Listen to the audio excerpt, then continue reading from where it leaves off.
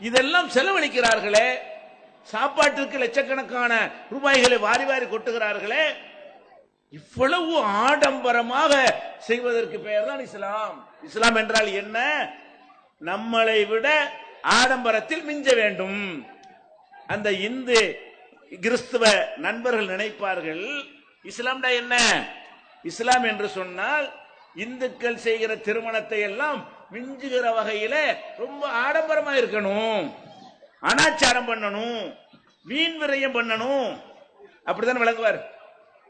நம்மோடு பழகக்கூடிய முஸ்லிம் அல்லாத மக்கள் நம்முடைய செயல்களை பார்த்து, நடத்தையை பார்த்து, நம்முடைய பழக்க வழக்கங்களை பார்த்து, பண்பாடுகளை பார்த்து, நம்முடைய வழிபாட்டு முறையை பார்த்து தான் இஸ்லாத்தை அறிந்து கொள்வார்கள். அதே போல முஸ்லிம் என்று சொல்கிறீர்கள், முஸ்லிம் பெண்களை எடுத்துக்கொள்ளுங்க.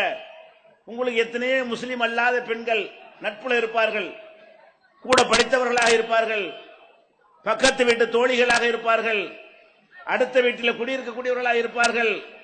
அப்படி பழகக்கூடிய இந்த முஸ்லிம் பெண்ணு ஜோசியக்காரன் போகுது, ஜாதகக்காரன் போகுது, நல்ல நாள் கெட்ட நாள் பார்க்குது, இதையெல்லாம் பார்த்து பில்லி சூனிய மாய மந்திரம் ஓடுது, தாயத்து தட்டுன்னு 72 கைத்த இருப்பிலையும் வயிற்றுலையும் தொங்க விட்டுக்கிறது. இதையெல்லாம் பார்க்கக்கூடிய உங்களோடு பழகக்கூடிய முஸ்லிம் அல்லாத பெண்கள் என்ன முடிவுக்கு வருவார்கள்? எல்லாம் நம்மள மாறுத்தானா? எல்லாம் நம்மளும் தாயத்து அங்கேயும் தாயத்தா? நம்மளும் மூட நம்பிக்கை அங்கேயும் மூட நம்பிக்கையா? நம்மளும் ஜோசியம் அங்கேயும் ஜோசியமா? நம்மளும் பில்லி சூனியம் அங்கேயும் பில்லி சூனியமா? அப்ப இஸ்லாம்டா என்ன? முஸ்லிமான மந்திரவாதியை வச்சுக்கிட்டு இதெல்லாம் செய்வாங்க. நம்ம முஸ்லிம் அல்லாத மந்திரவாதியை செய்வோம், அவ்வளவுதான் வித்தியாசம். வித்தியாசம் என்ன? ஜோசியம் பார்ப்பாங்க, நம்ம ராமசாமிகிட்ட போய் பார்ப்போம், இவங்க அப்துல் காட்டு போய் பார்ப்பாங்க. இதான் வித்தியாசம். என்ன? முஸ்லிமுக்கும் முஸ்லிம் அல்லாதவனுக்குள்ள வித்தியாசம் என்னவென்று சொன்னால், முஸ்லிம் அல்லாத மக்கள் செய்கிற அதே விதமான மூட நம்பிக்கையான காரியங்களை இஸ்லாத்தின் பெயரால் முஸ்லிம்கள் செய்வார்கள். அப்படித்தானங்க விளங்குவாங்க.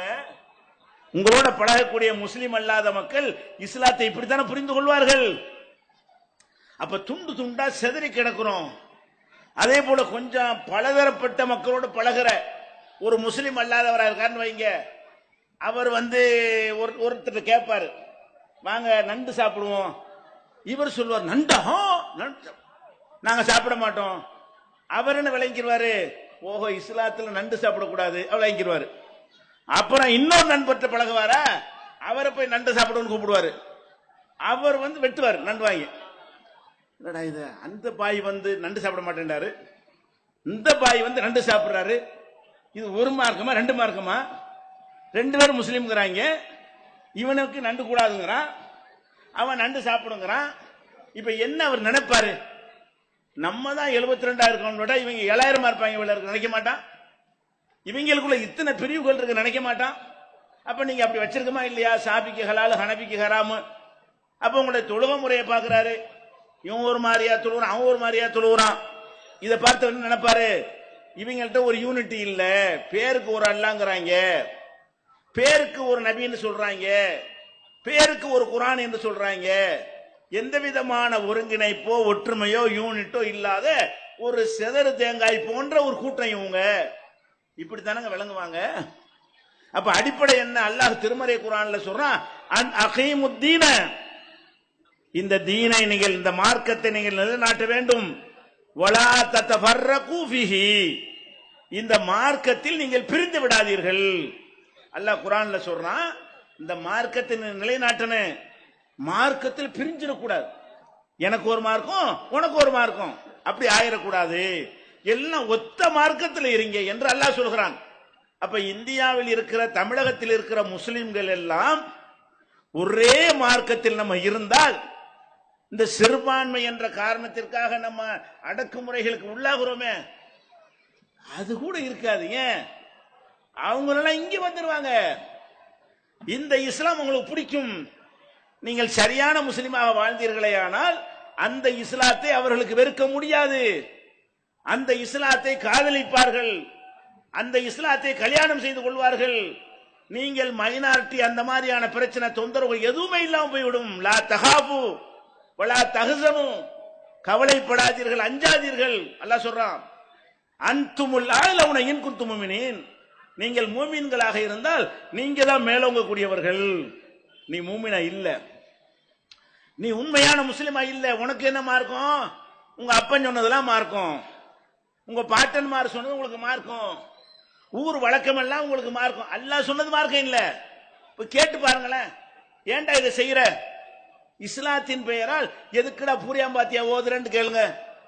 இஸ்லாத்தின் பெயரால் எதுக்குடா ஹசன் ஹுசேன் நெஞ்சில் அடிச்சுக்கிற என்று கேளுங்க. இஸ்லாத்தின் பெயரால் ஏன்டா தீ மிதிக்கிறேன்னு கேளுங்க. குர்ஆன்ல இருந்து எடுத்து காட்டுவானா அவன்? இல்ல. அல்ல நபிகள் இப்படி சொன்னார்கள் காட்டுவானா? அதுவும் இல்ல. ஏன் செய்யறோம்? இப்படித்தாங்க வழக்கம். எங்க அத்தா இப்படித்தாங்க செஞ்சாரு, எங்க பாவாவுக்கு பாவா இப்படித்தாங்க செஞ்சாரு, அந்த பாவாவுக்கு பாவா இப்படித்தாங்க செஞ்சாரு. இதாங்க ஊர் வழக்கம். இது ஆதாரம். இஸ்லாத்தின் பெயரால் நம்ம செய்கிற செயல்களுக்கெல்லாம் நம்ம எதை ஆதாரம் காட்டிட்டு இருக்கிறோம்? ஊர் ஆதாரம் காட்டி, உலகத்தை ஆதாரம் காட்டிட்டு இருக்கிறோம். இது அல்லாஹ் அனுமதிக்கிறானா? அல்லாஹ் திருமறை குர்ஆன்ல ஒயின் துத்தி அக்ஸர மன் ஃபில் அர்லி யுல்லுக அன் சபீலில்லாஹ், ஊர்ல அதிகமான பேர் இருக்காங்கிறதுக்காக வேண்டி அவனை நீ ஃபாலோ பண்ணினால் உன்னை வழிகெடுத்து விடுவார்கள். அல்லாஹ் சொல்றான் குர்ஆன்ல. பூமியில் அதிகமான மக்கள் இருக்கிறார்கள் என்பதற்காக நீங்கள் பின்பற்றுவீர்களேயானால் உங்களை வழிகெடுத்து விடுவார்கள். அதிகத்தை பார்க்காதீங்க. அதே மாதிரி அஜர்த்து, நம்ம என்ன மார்க் ஆதாரம் காட்டுறோம் பாப்பாங்க. இவங்க தௌஹீத் ஜமாத்துக்கார பொடிப்பேலோட இருக்கிறாங்க, இப்படி தாடியா இருக்குது, நம்மள மாதிரி சட்டை போட்டு இருக்கிறாங்க. இவங்க விளையாட அவர் நல்ல பெரிய ஆளா இருக்காரு, தாடி இவ்வளவுக்கு இருக்குது, ஜுப்பா முழங்கால கீழே இருக்குது, ஒரு 7 முழத்துக்கு ஒரு தலையில சுத்தி இருக்கிறாரு. அப்ப அந்த மாதிரியான ஒரு ஆள் சொல்லும் போது நம்ம கேட்கத்தானே வேணும். எப்படி ஆதாரம்? ஆதாரம் இவங்க என்ன ஆதாரம் காட்டுறாங்க, அவன் என்ன ஆதாரம் காட்டுறான்னு பார்க்காம எப்படி பாக்குறது? ஆளை பாக்குறது. இந்த பையனா, அந்த பையன் நாங்க கேட்கிறதா? அப்படி பையன், நாங்களாம் பையன், அவங்கதான் பையன் சொல்லி கேட்கிறதான்றாங்க. அவங்க அசர்த்து, பெரிய அசர்த்து சொல்றாங்க. அப்ப நம்ம அந்த அசர்த்து என்கிற ஒரு தோற்றத்தை வைத்துக் கொண்டு இவ்வளவு பெரிய தலப்பா போய் சொல்லுமா, இவ்வளவு பெரிய ஜிப்பா போய் சொல்லுமா, இவ்வளவு பெரிய தாடி போய் சொல்லுமா? அப்படிங்கிற மாதிரி தஸ்மீ மணி கையில வர இப்படி உருட்டிட்டு இருக்கிறாரு, அவர் போய் சொல்லுவாரா? இப்படின்னு நினைத்து கொண்டு அசர்த்துமார்கள், பெரிய பெரிய அசர்த்துமார்கள் சொன்னதை எல்லாம் நம்ம கேட்டுக்கொண்டிருக்கிறோம். அல்லாஹ் என்ன சொல்றான் தெரியுமா? இத்தஹது அஹ்பாரஹும் வ ருஹ்பானஹும் அர்பாபம் மின் துனில்லாஹ், இவர்கள் தங்கள் மத குருமார்களை கடவுளாக்கி கொண்டார்கள். அல்லாஹ் சொல்றான். யார சொல்றான்? முந்தைய சமுதாயங்களை. அதை நீங்க செஞ்சிட்டு இருக்கிறீங்க. அல்லாஹ் சொல்லி காட்டுறான். இத்தஹது அஹ்பாரஹும் வ ருஹ்பானஹும் அர்பாபம் மின் துனில்லாஹ், அல்லாஹ்வை தூக்கி போட்டுவிட்டு தங்களுடைய மத குருமார்களையும் பாதிரிமார்களையும் இவங்க கடவுளாக்கி கொண்டார்கள், அவங்க சொல்வதுதான் சட்டம் என்று ஆக்கி கொண்டார்கள் சொல்லி அந்த மக்களுடைய செயலை அல்லாஹ் கண்டிக்கிறான். இன்னும் சொல்ல போனால் நரகத்தில் போட்டு சில பேரை அல்லாஹ் வாட்டி வதக்குவான். அதை பற்றி திருமறை குர்ஆன்ல மழையா இருந்தா ஒதுங்கிக்கிறங்க, விளங்குதா? மழையில உட்கார்ந்தான் பேசணும் கிடையாது, மெசேஜ் முக்கியம், உடம்பு முக்கியம், ஓரமா இருந்து கூட கேட்கலாம். அல்லாஹ் என்ன சொல்றான்னு கேட்டா, நரகத்தில் போட்டு சில பேரை புரட்டுவான். புரட்டும் போது அந்த நரகத்தில் ஒருத்தன் போடப்படுறான்ல, அவனுக்கு காரணத்தை சொல்லி தான் அல்ல புரட்டுவான். என்ன காரணம்? நீ இன்னென்ன காரியம் செஞ்ச, அதுக்காக வேண்டிதான் உன்னை நரகத்தில் போடுறேன் என்று பேப்பர்ல எழுதி இந்த குடு, உன் புஸ்தகத்தை நீனே படிச்சு பாரு என்று சொல்லிதான் அல்லாஹ் என்ன செய்வான்? அந்த தண்டனையை கொடுப்பான். இப்ப நரகத்தில் போட்ட உடனே நரகவாசி என்ன சொல்லுவான் தெரியுமா? யா லைத்தனா அதான அல்லாஹ் வ அதான ரசூலா, அல்லாஹ் சொன்னதை கேட்காம போயிட்டோமே, அல்லாஹ்வுடைய ரசூல் சொன்னதை, தூதர் சொன்னதை கேட்காமல் போய்விட்டோமே. இன்னா அதானா சாதத்தனா வ குபரானா, எங்கள் தலைவர்கள் பெரியார்கள் சொன்னதை கேட்டோமே. அலலுன சபீலா, எங்களை வழிகெடுத்து விட்டார்களே. எப்படி? நரகத்தில் போட்ட உடனே என்ன சொல்லுவான் அவன்? நரகவாசி சொல்லுவான், அல்லாஹ் அல்லான்னு சொன்னாங்களே கேட்காம போயிட்டோமே, நபிகள் நாயகம் சொல்ல கேளுடான்னு சொன்னான்னு கத்துனாங்களே, மலையில கொட்டு மலையில பேசினாங்களே, அதை கூட கேட்காம போயிட்டோமே. வேற எதை கேட்டோம்? இன்னா அத்தனா சாதத்தனாவோ குபரானா, எங்கள் தலைவர்களையும் பெரியார்களையும் நாங்கள் கட்டுப்பட்டு நடந்தோம்.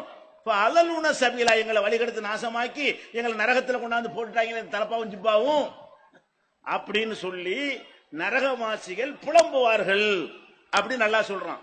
அப்ப இஸ்லாத்திற்கு ஆதாரம் யாரு இல்ல? மார்க்க அறிஞர்கள் இல்லை, மெஜாரிட்டி இல்லை, பெரிய பெரிய கூட்டம் இல்லை, நீண்ட நெடுங்காலமாக வழக்கத்தில் இருக்கிறத அது மார்க்க ஆதாரமா? நபிகள் நாயகம் ஸல்லல்லாஹு அலைஹி வஸல்லம் அவர்களை அல்லாஹ் தூதராக அனுப்புனான்ல முதல்ல மக்காவுக்கு. அந்த மக்காவில் என்ன நடந்தது? 360 சிலையை வச்சு வணங்கினாங்க. எங்க? காபாவுல.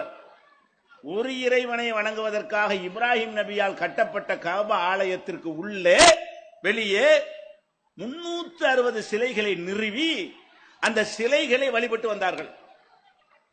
அது எப்ப வந்த பழக்கம்? போன வருஷம் வந்ததா? இல்ல. ரசூலுல்லாஹ் காலத்துல உண்டானுச்சாக? இல்ல.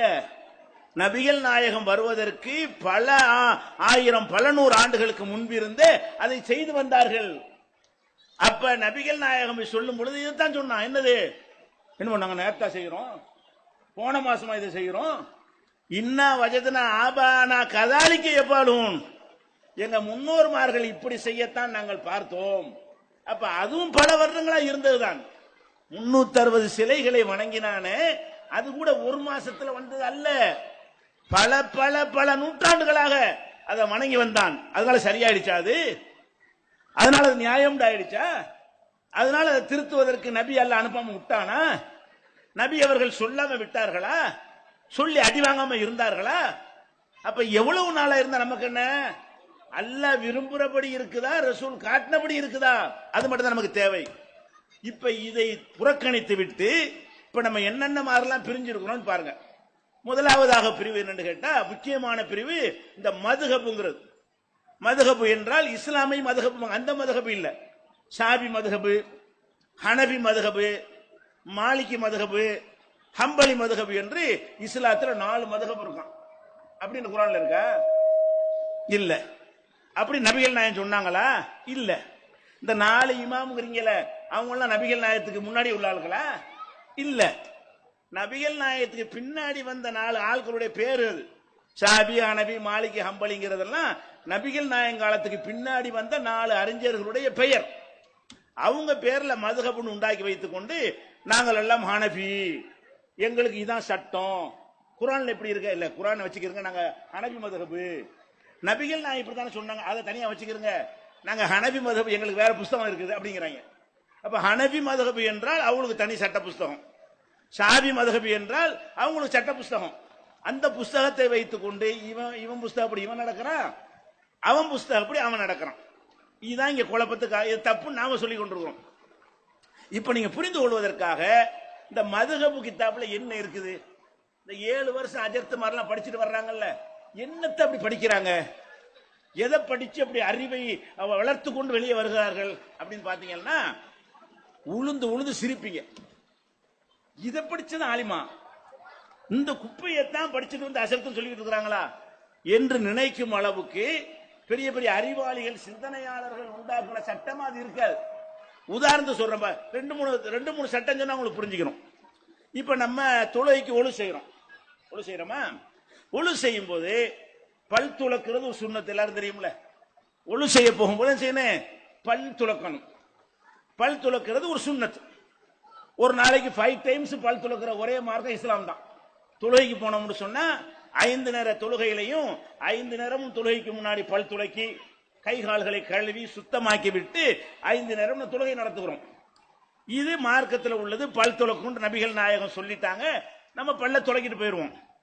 இவங்க விளக்கம் சொல்றாங்க. விளக்கம் யாரு? மதுஹப் கிதாபுல பல் துளக்கிறது எப்படி துளக்க வேண்டும் தெரியுமா? சட்டம். வலது கையுடைய ஆட்காட்டி விரல் இருக்குல்ல, இந்த விரல், இடது கை ஆட்காட்டி விரல், இந்த 2ஐ கொண்டு பல் துளக்க வேண்டும். எப்படி துளக்கணும்? பல் துளக்குவதாக இருந்தால் எப்படி? இடது கைக்குள்ள எதுக்கு உள்ளது? அப்பதான் பாத்ரூம் போயிட்டு கழுவிட்டு வந்திருப்பான். அதனுடைய வாசம் எல்லாம், அதாவது கெமிக்கல்லாம் இருக்கும். அதை போய் வாயில ஒருத்தர் வைக்க சொல்லுவானா? மதுஹப் கிதாப்ல இருக்குது.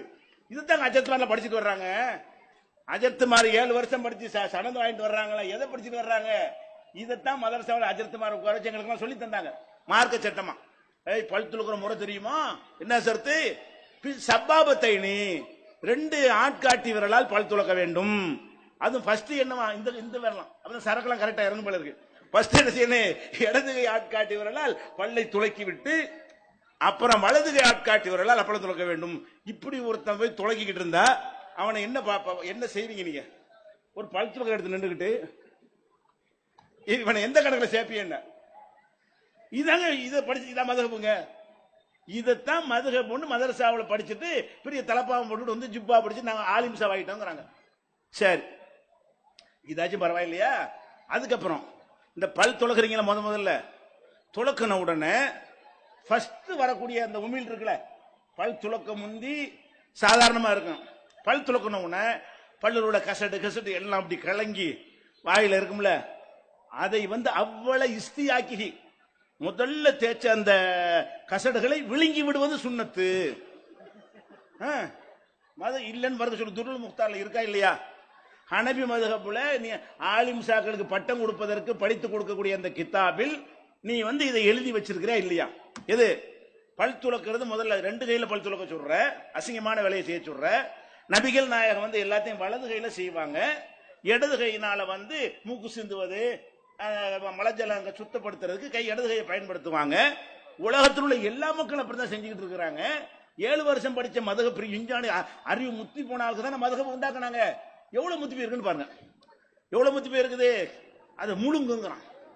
அப்ப ராத்திரி பூரா கெமிக்கல் விஷமெல்லாம் ஏறி போய் அந்த பலவிதமான இது உண்டாகி போயிருக்கும். எந்த அளவுக்குன்னு சொன்னா, ஒரு டெஸ்ட்டுக்கு நீங்க பாருங்க, ராத்திரி படுக்க போகும்போது ஒரு 10 கிராம் அரிசியை வாயில வச்சு போட்டு ஒரு ஓரமா வாய்ப்பக்கம் வச்சுக்கிட்டு படுத்து தூங்கிருங்க. காலையில எந்திரிச்சு அந்த அரிசி நல்லா ஊறி இருக்கும்ல, அதை எடுத்து கோழிக்கு போட்டீங்கன்னா கோழி செத்து போயிடும்.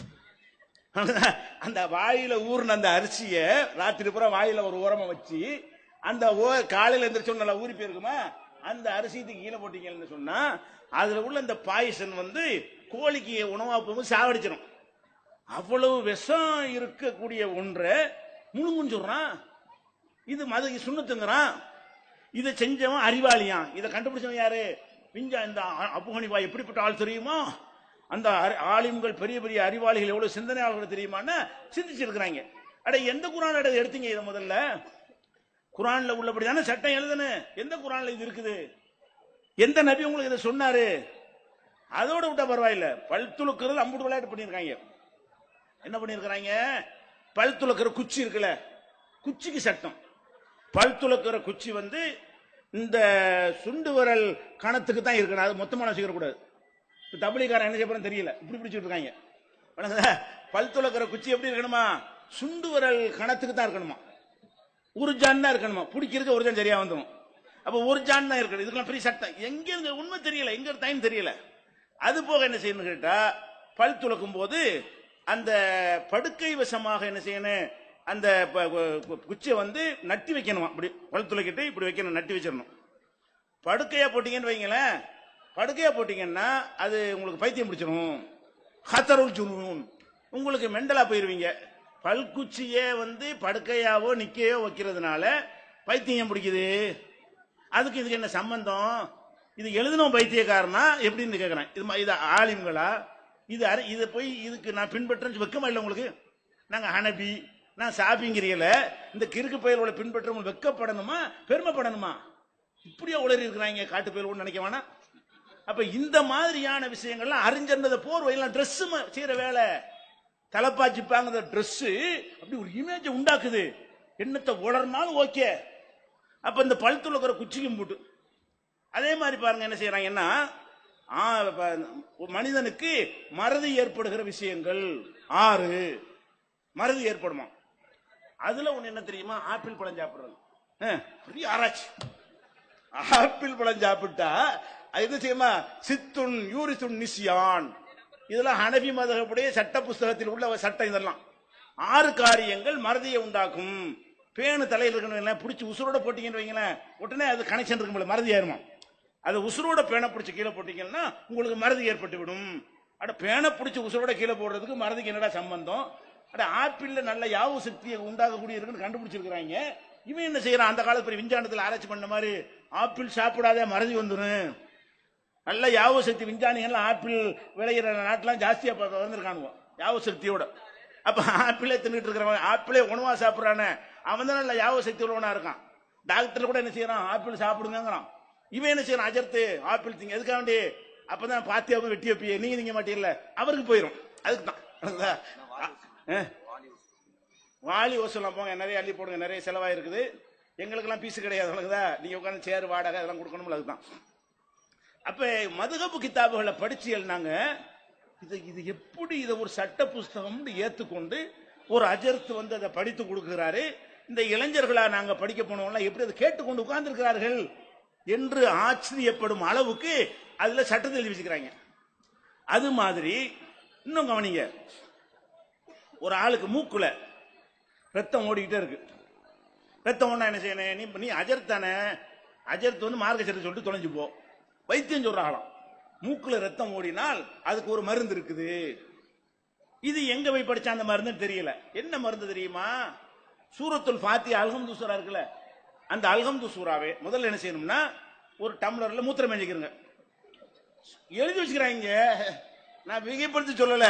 மூத்திரத்தை பேஞ்சு கொண்டு ஒரு குச்சி எடுத்து மூத்திரத்தை தொட்டு தொட்டு நெத்தியில அல்ஹம்து லில்லாஹி ரப்பில் ஆல எழுதினால் மூக்கில் ரத்தம் வடிவது நிற்கும். அட பாவிகள், அல்ஹம்துன்னா என்னடா? அல்ஹம்துன்னா என்னது? திருக்குர்ஆனுடைய தாய். ஒவ்வொரு தொழுகையிலும் ஓதியாக வேண்டிய அல்லாஹ்வுடைய வேதம், வேதத்துக்கு தாய் அதுதான் உம்முல் குர்ஆன். நபிகள் நாயகம் ஸல்லல்லாஹு அலைஹி வஸல்லம் அவர்கள் அல்ஹம்து சூராவுக்கு வச்ச பேர் என்ன? உம்முல் குர்ஆன். குர்ஆனுக்கு அம்மா, குர்ஆனுக்கு தாய் என்று சொல்லி நபிகள் நாயகம் பாராட்டுனாங்களே. அந்த அல்ஹம்து சூராவே மூத்திரத்துல தொட்டு நெத்தில எழுதுண்டான்னா இவன் யாரா இருப்பான்? மார்க்க இதை பின்பற்றணுமா? இதுதான் எங்களை எதிர்க்கிறாங்க. அஜர்த்தமெல்லாம் எதிர்க்கிறாங்களா? எதுன்னு விளங்க உங்களுக்கு? எங்களை அடிக்கணும் கொலவரியோடு நிக்கிறாங்களா? என்ன காரணம்? மக்களை தூண்டி விடுறாங்களா? என்ன காரணம்? எல்லாத்தையும் போட்டு உடைக்கிறாங்க. உள்ளுக்குள்ளதான வச்சுக்கிட்டு இருந்த அம்புட்டையும் எல்லாம் வெளியே வருது, ரூபா மாதிரி போட்டு அடிக்கிறாங்க. அம்புட்டையும் ஜெயிலுக்குள்ள நடந்த அந்த அம்மா போட்டு உடைக்கிறதுல அந்த மாதிரி என்னடா பார்ப்பன அக்ரகாரத்தில் உள்ளது வெளியே வந்த மாதிரி வந்துகிட்டு இருக்க கடுப்புல நம்ம மேல பாஞ்சி பிரான்றதுக்கு மக்களை தூண்டி விட்டு கொண்டிருக்கிறார்கள். அப்ப இது சட்டமா? குர்ஆனை பற்றி ஒருத்தன் இப்படி சிந்திப்பானா? மூத்திரத்தில் எழுதுன்னு சொல்லி. அப்ப இது வந்து மூத்திரத்தில் அல்ஹம்து சூரா எழுதுறவன் யாரா இருப்பான்? நீங்க தொழுவுறீங்க, தொழுவுறது அல்லாஹ்வுக்காக தொழுவுறோம், அல்லாஹ்வுடைய அச்சத்துக்காக தான் தொழுவுறோம். தொழுவுறது உலக நோக்கத்துக்கு தொழுவலாமா? தொழுவக்கூடாது. இப்ப தொழுவும் என்ன செய்யறோம்னா தக்பீர் கட்டிட்டோமா, ஒரு நாய் வருது, ஒரு பூனை நம்ம வளர்த்தோம்ல, நம்ம வளர்த்த பூனை வருது, வளர்த்த நாய் வருது, வளர்த்த கோழி வருதுன்னு வைங்களேன். தொழுதுட்டு இருக்கும்போது கூப்பிடுறது, நாயை கூப்பிடு தோத்தன்னு கூப்பிடுவோம்ல, அந்த மாதிரி ஒருவன் கூப்பிட்டானே ஆனால் அதனால தொழுகை பாதிக்காது. எப்படி நம்ம இங்க நிக்கிறோம், நம்ம வளர்த்த நாய் இங்க நிக்குது, தக்பீர் கட்டிக்கிட்டு இப்படிங்கணும். இப்படி செய்தால் தொழுகைக்கு ஒண்ணு கேடு வராது. நாயை கூப்பிடு. அட பாவி, அல்லாஹ் தொழுகிற அல்லாஹ் முன்னாடி நிக்கிறாங்கிற மாதிரி தொழுகிற ரசூலுல்லாஹ் சொல்றாங்க. அன் தாபுதல்லாஹ கஅன்னக தராஹு, அவனை நேரடியாக நீ பார்ப்பதை போல் அவனை வணங்க வேண்டும். அவனை நீ பார்க்காவிட்டாலும் அவன் உன்னை பார்த்து கொண்டிருக்கிறான். வாங்க சொல்றாங்களா? இது வாங்க முடியும்.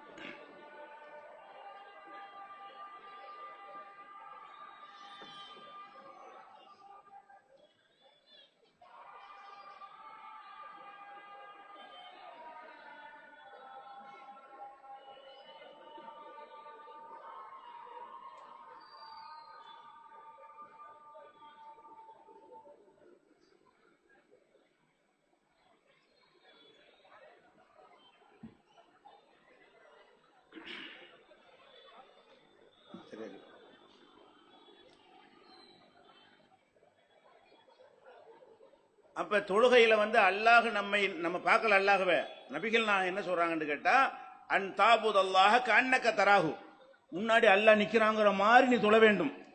நீ பார்க்காவிட்டாலும் அவன் உன்னை பார்த்து கொண்டிருக்கிறான். இப்படி நம்ம தொழுகும் போது அல்லாஹ் நிக்கிறான்ற எண்ணத்தோட தொழுணும். அதை தாண்டியும் போவோம். இவன் வேணும்னு சொல்றான். எப்படி சொல்றான்? நாயை கூப்பிடு, கோழியை கூப்பிடு, பூனையை கூப்பிடு, அதனால தொழுகை பாத்தில் ஆகாது, தொழுகை செல்லும் அப்படிங்கிறாங்க. இது ஹனபி மதபுடைய சட்ட நூல்ல இருக்கா இல்லையா? இதெல்லாம் பொதுமக்கள்கிட்ட உங்கள்கிட்ட மட்டும் சொல்ற நினைக்காதீங்க. இந்த உலமாக்கள் எல்லாம் கூட்டி வச்சு பகிரங்க விவாதம் பண்ணி அவங்கள ஒரு பக்கம் நாங்க ஒரு பக்கம் நின்று இந்த மாதிரி ஆடியன்ஸை வச்சு மூஞ்சிக்கு நேரம் கேள்வியா கேட்டோம். கேட்டதை உங்களுக்கு போய் யாவப்படுத்தினேன். வாயத்திலிருந்து பதில் சொல்ல முடியல. இதுக்கு ஆதாரம் சொல்லி பார்ப்போம். இப்படி எழுதி வச்சுக்கிறே இல்லையா? என்னடா சட்டம் அப்படின்னு சொல்லி மக்கள்கிட்ட அடிச்சு விட்டு போயிட்டான்னு நினைக்காதீங்க. அந்த வீடியோ விவாதம் மதுகபுகள் மார்க்கமாகுமான்னு விவாத வீடியோ போட்டு பாருங்க. என்னென்ன எழுதி வச்சுக்கிறான். மூஞ்சிக்கு நேரம் தான் கேட்கிறோம். ஒண்ணுக்கு பதில் சொல்ல முடியல, ஒண்ணுக்கு ஆதாரம் காட்ட முடியல. ஒரு ஆதாரம் காட்ட முடியாத ஒரு இப்ப ஒரு சட்ட உளறலை சட்டமாக்குறீங்களா? அட தொழுகிறோங்க. தொழுகும் போது அல்லாஹ் அக்பர் என்று தக்பீர் கட்டி நம்ம தொழுவோம். இந்த உலகத்துல சாதாரண மக்களுக்கு தெரியும். இவங்க என்ன எழுதிக்கிறாங்க தெரியுமா? அப்படி ஒன்றும் அவசியம் கிடையாது. நீங்க அல்லாஹ் அக்பர் பதிலா அர் ரஹ்மான் அக்பர் தக்பீர் கட்டிக்கலாங்கிறாங்க. எழுதி வச்சுக்கிறான். அடே நபிகள் நாயகம் ஸல்லல்லாஹு அலைஹி வஸல்லம் என்ன ரஹ்மான் அல்லாஹ் தான், அல்லாஹ்வுக்குரிய வார்த்தை தான். ஆனா ரசூல் ஸல்லல்லாஹு அலைஹி வஸல்லம் எப்பவாச்சு அர் ரஹ்மான் அக்பர்னு தொழுதுருக்காங்களா? இல்ல. அல்லாஹ் அக்பர் தொழுகையில துவக்கும் போது அல்லாஹ் அக்பர் என்றுதான் கைகளை உயர்த்தி கட்டுவார்கள்.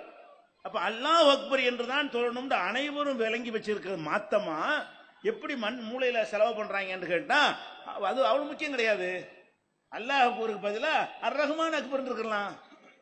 அல்ஹம்து சூரா ஓதி தொழுகிறீங்கல்ல, அப்படின்னு அவசியம் கிடையாது. பார்சிலே ஓதி ஹுதாய கஸ்து பயம்பர் பர கஸ்து ஹஸ்து பஸ்து என்ன செய்யலாம்?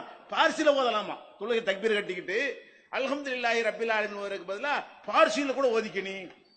அப்ப தொழுகையை கேலியாக்கி தொழுகையுடைய மகத்துவத்தை உள்ளத்துல எடுத்து அவ்வளவு பிசினஸ் தான் அதுதானே செய்யறாங்க அந்த அஜித்துமார்கள்லாம். அதனாலதான் இந்த தொழுகையில நீங்க பாத்தீங்கன்னா ரமலான்ல பாத்துடலாம் இவர் வந்து தொழுகிறாரா பிசினஸ் பண்றாரான்னு. இறையச்சம் இல்லாம படிச்சு கொடுத்துட்டாங்களா? ரஹ்மான் சொல்லிக்க, பார்சில ஓதிக்க, என்ன பண்ணி வேண்டாலும் பண்ணிக்க, இப்படி சொல்லி கொடுத்து பழக்கினதுனால ரமலான்ல தொழுகை பாத்தீங்கன்னா அல்லாஹ் அக்பர் ஆமீன் என்னடா ஓதுன? அல்ஹம்து ஓதுனாராம். இது அல்ஹம்து, இது அல்ஹம்துலில்லாஹ் ஆமீன் இப்படி ஓதி ஓதி பார்த்திருக்கீங்களா இல்லையா? குல்ஹுல்லாஹ் இது என்னடா குல்ஹுல்லாஹ் ஓதிட்டாராம். அப்ப இந்த மாதிரி குர்ஆன்ல எல்லாம் விளையாடுறதுக்கு எது தைரியம் கொடுத்தது? இதுதான். இஷ்டத்துக்கு பூந்து விளையாண்டுக்க. இந்த மாதிரி இந்த அஜர்த்துமார்கள் எல்லாம் உருவாக்கப்படுகிறார்கள். இதைத்தான் 7 வருஷம் உட்காந்து படிச்சுட்டு நாங்களும் வந்திருக்கிறோம். அதை விடுங்க. தொழு தக்பீர் கட்டிட்டோமா, ருக்கு சஜிதாவெல்லாம் செஞ்சுட்டு சலாம் கொடுக்கணும். தொழுகையை முடிக்க என்ன செய்யணும்? இந்த பக்கம் ஒரு அஸ்ஸலாமு அலைக்கும் வரஹ்மத்துல்லாஹ், இந்த பக்கம் ஒரு அஸ்ஸலாமு அலைக்கும் சொல்லணுமா? இதானே தொழுகை முடிக்கிற முறை. இவங்க எழுதி வச்சுக்கிறாங்க. அப்படி தேவையில்லை. நீங்க தொழுகையில் அத்தஹியாத்தெல்லாம் ஓதி முடிச்சுட்டு சலாம் கொடுப்பதற்கு பதிலாக வேறு சில காரியங்களை செய்யலாம்.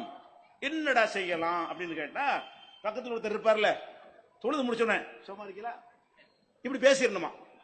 அதாவது தொழுகையை முடிப்பதற்கு சலாம் கொடுப்பதற்கு பதிலாக அவ எத்த கல்லம நல்லா இருக்கீங்களா, தொழுகை முடிச்சிட்டாரு, தொழுகையில சலாம் கொடுத்த மாதிரி ஆகுது. இது தொழுகையில் விளையாட கேள்வி பண்றானா இல்லையா? இந்த மதுகம் நீ வெக்கமா இல்லை உனக்கு? எதிரி ஹனபின்னு சொல்ற வெக்கம் வேணா? இப்படி ஒரு சட்டம் வச்சுக்கிறானுங்க. அல்லது என்ன செய்யணுமா? பக்கத்துல யாரும் இல்லையா? அதுக்கும் கவலை கிடையாது. என்னது வந்துருங்க, ஒன்றும் பிரச்சனை, இப்படி வந்துருங்க, பாத்துக்குருவாங்க, ஒன்றும் பிரச்சனை இல்லைம்மா, இப்படி வாங்க, கூட்டமா இருக்கணும், ஏதோ உழுதுருச்சு வாங்க, வாலண்டியர் மட்டும் போவாங்க, மற்றவங்களாம் வந்துருங்க. அதாவது தொழுகையில அத்தஹியாத்தெல்லாம் ஓதி முடிச்சிட்டோம்ல, முடிச்சிட்டு சலாம் கொடுக்கறதுக்கு பதிலாக தொழுது முடிச்சாதான் சிரிக்கலாம். சப்தமிட்டு வாய் விட்டு சிரித்தால் தொழுகை செல்லும். தொழுகையை முடிக்கிறதுக்கு அஸ்ஸலாமு அலைக்கும் சொல்வதற்கு பதிலாக வாய் விட்டு சிரிக்கலாம். இப்படி கூட நீ தொழுகை முடிச்சுட்டு போ, இதாச்சும் கொஞ்சம் பரவாயில்லை. அடுத்து என்ன வச்சுக்கிறான்னு கேட்டா, அவ் யுஹுதிஸ அம்தன், வேண்டுமென்றே காற்று பிரியப்படுற டர்னு எழுதி வச்சுக்கிறாங்க.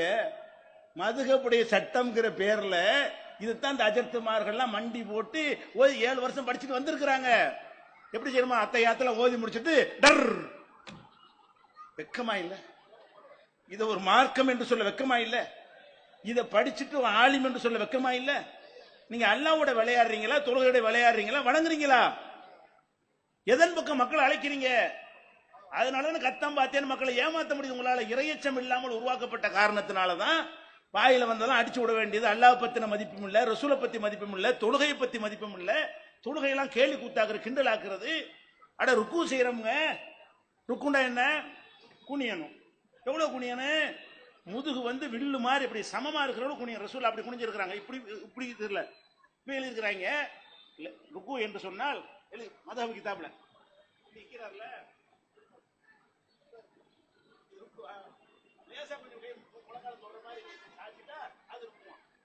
இந்த மாதிரி ருக்கு செய்கிற முறையை எழுதி வச்சுக்கிறாங்க. இதான் ருக்கு. ரசூல் அப்படி ருக்கு செஞ்சாங்க காட்டுங்க. இந்த மாதிரி சமமா நிக்கணும். இதான் ருக்குங்கிறது தொழுகையில.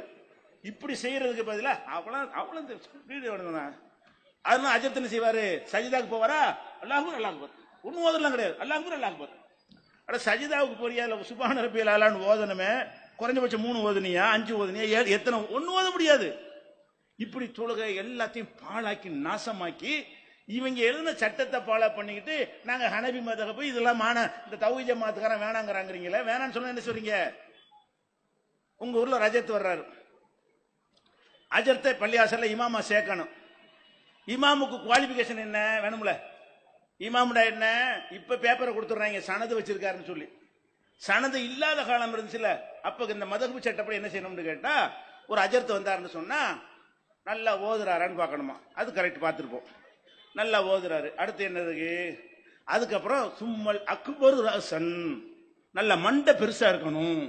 யாருக்கு? அஜர்த்துக்கு. இமாமாக சேர்க்கக்கூடிய ஆளுக்கு என்ன இருக்குமா? சும்மல் அக்பர், அக்பர்னா பெருசு, அல்லாஹ் அக்பர்ங்கிறீங்கல்ல, ரசன மண்டை. சும்மல் அக்பர் ரசன், நல்ல மண்டை பெருசா இருக்கணும் சூப் வைக்கிறதுக்கு. மண்டை கடை பெருசா இருக்குன்னு பள்ளிவாசல்ல தொழுவுறதுக்கு இமாம சேர்க்கிறீங்க. அதுக்கே மண்டை பெருசா இருக்குன்னு. மண்டை பெருசா தான் மூளை ரொம்ப இருக்குமா. எரும மாட்டுக்கு மண்டை பெருசா இருக்கு. சைஸ் பெருசா இருந்ததுக்கு ஆகுறது. மூளையில ஒர்க் பண்ற ப்ரோக்ராம் கரெக்டா இருக்கணுமே. அப்ப மண்டை பெருசா இருக்கணும். அதுக்கடுத்து என்ன? சும்மல் அசுகர் உழுவன், உறுப்பு சின்னதா இருக்குன்னு தெரிவிக்கிறேன். என்ன உறுப்பு சொன்னாங்க தெரியல. உறுப்பு சின்னது. மதுகபு கிதாபுங்க. இமாமா இருப்பாரே ஆனால் உறுப்பு சின்னதா இருக்கணும். உறுப்புக்கு வேற என்னென்னமோ அர்த்தம்லாம் எழுதி வைக்கிறாங்க தப்சீர்ல. அதை விட்டுருங்க. சரி, கை காலு அதை வச்சுக்கிடுவோம். இப்படி ஒருத்தன் இருந்தா இவனை நம்ம பொண்ணு கொடுப்போம். முதல்ல இத்த தண்ணி மண்டை, இத்த தண்ணி கை, சின்ன கை, இத்த தண்ணி காலு, இவனுக்கு பொண்ணு கொடுப்பீங்களா? ஒருத்தர் யாருக்கு பொண்ணு கொடுக்க மாட்டானோ அந்த கெப்பாசிட்டியில உள்ளவர் தான் இமாமுக்கு தகுதியாம். அதை விட கேடிக்க என்ன தெரியுமா? இது மாதிரி 2 பேரும் வந்துட்டாங்க இங்க. அடுத்து என்ன தகுதின்னு கேட்டா, சும்மல் அஹ்சனு ஜௌஜத்தன், அவன் பொண்டாட்டி அழகா இருக்கலான்னு பார்க்க வேண்டும். அஜர்த்துக்கும் பொண்டாட்டி அழகா இருக்கு என்ன சம்பந்தம்? இதெல்லாம் நான் கற்பனையா சொல்றேன். உங்க கிதாப்ல இருக்குதா இல்லையா? இதை மதரசாவில் ஓதுறீங்களா இல்லையா? பக்தியோட மண்டி போட்டு முட்டிக்கால் போட்டு அஜர்த்து ஓதுனீங்களா இல்லையா? இதை ஓதுனதுக்கு தானே உங்களுக்கு சனத்து பேப்பர் வாங்கிட்டு வந்துட்டு இருக்கிறீங்க. உங்களுக்கு தலைப்பா கட்டி விட்டாரு அவர். இதுதானே படிச்சு வந்தாரு உங்களுக்கு. சும்மல் அஹ்சனு ஜௌஜத்தன், பொண்டாட்டி அழகா இருக்க வேண்டும். அப்ப ஒரு அஜர்த்து வந்தாருன்னு என்ன செய்யணும்? பொண்டாட்டி கூட்டு ஓடான்னு அழகா இருக்கணுமே. ஊர்ல உள்ள ஆட்களை கூட்டு வச்சு ஓட்டு போடுங்க, அழகி போட்டி நடத்தி, இவர் பொண்டாட்டி தான் பார்க்க நல்லா இருக்குது. என்னங்கடா இது? ஒரு அறிவாளி எழுதியிருக்கானா? இந்த மதுஹப்ங்கிறவனுக்கு ஒரு மூளை உள்ளவன் எழுதியிருக்கிறானா? நீ பெரிய விஞ்ஞானி அறிவாளி. இமாம்கள் எப்படிப்பட்ட தெரியுமா பில்டப் கொடுப்பாங்க. இதுதான் பில்டப். இமாம்கள் என்ன செய்யுது? ராத்திரிக்கு இஷாவுக்கு செஞ்ச ஒழுவை கொண்டு சுபு தொழுவார்கள். இஷாவுக்கு ஒழு செய்யறாங்க இல்லைங்க, அதை கொண்டு சுபு தொழுவாங்கலாம். ஒரு நாளைக்கு இல்லையா, 40 வருஷமா. அப்ப இஷாவுல இருந்து சுபு வரைக்கும் ஒண்ணுக்கு போகல, வெளிக்கு போகல, பொண்டாட்ட போகல, ஒண்ணும் இல்ல. 40 வருஷம் இஷாவுக்கு ஒழு செய்வார்ல, அது முடியாதான். சுபு வரைக்கும் ஒரு நாளைக்கு இல்ல, 40 ஆண்டு, 40 நாள் இல்ல, 40 வருஷமா.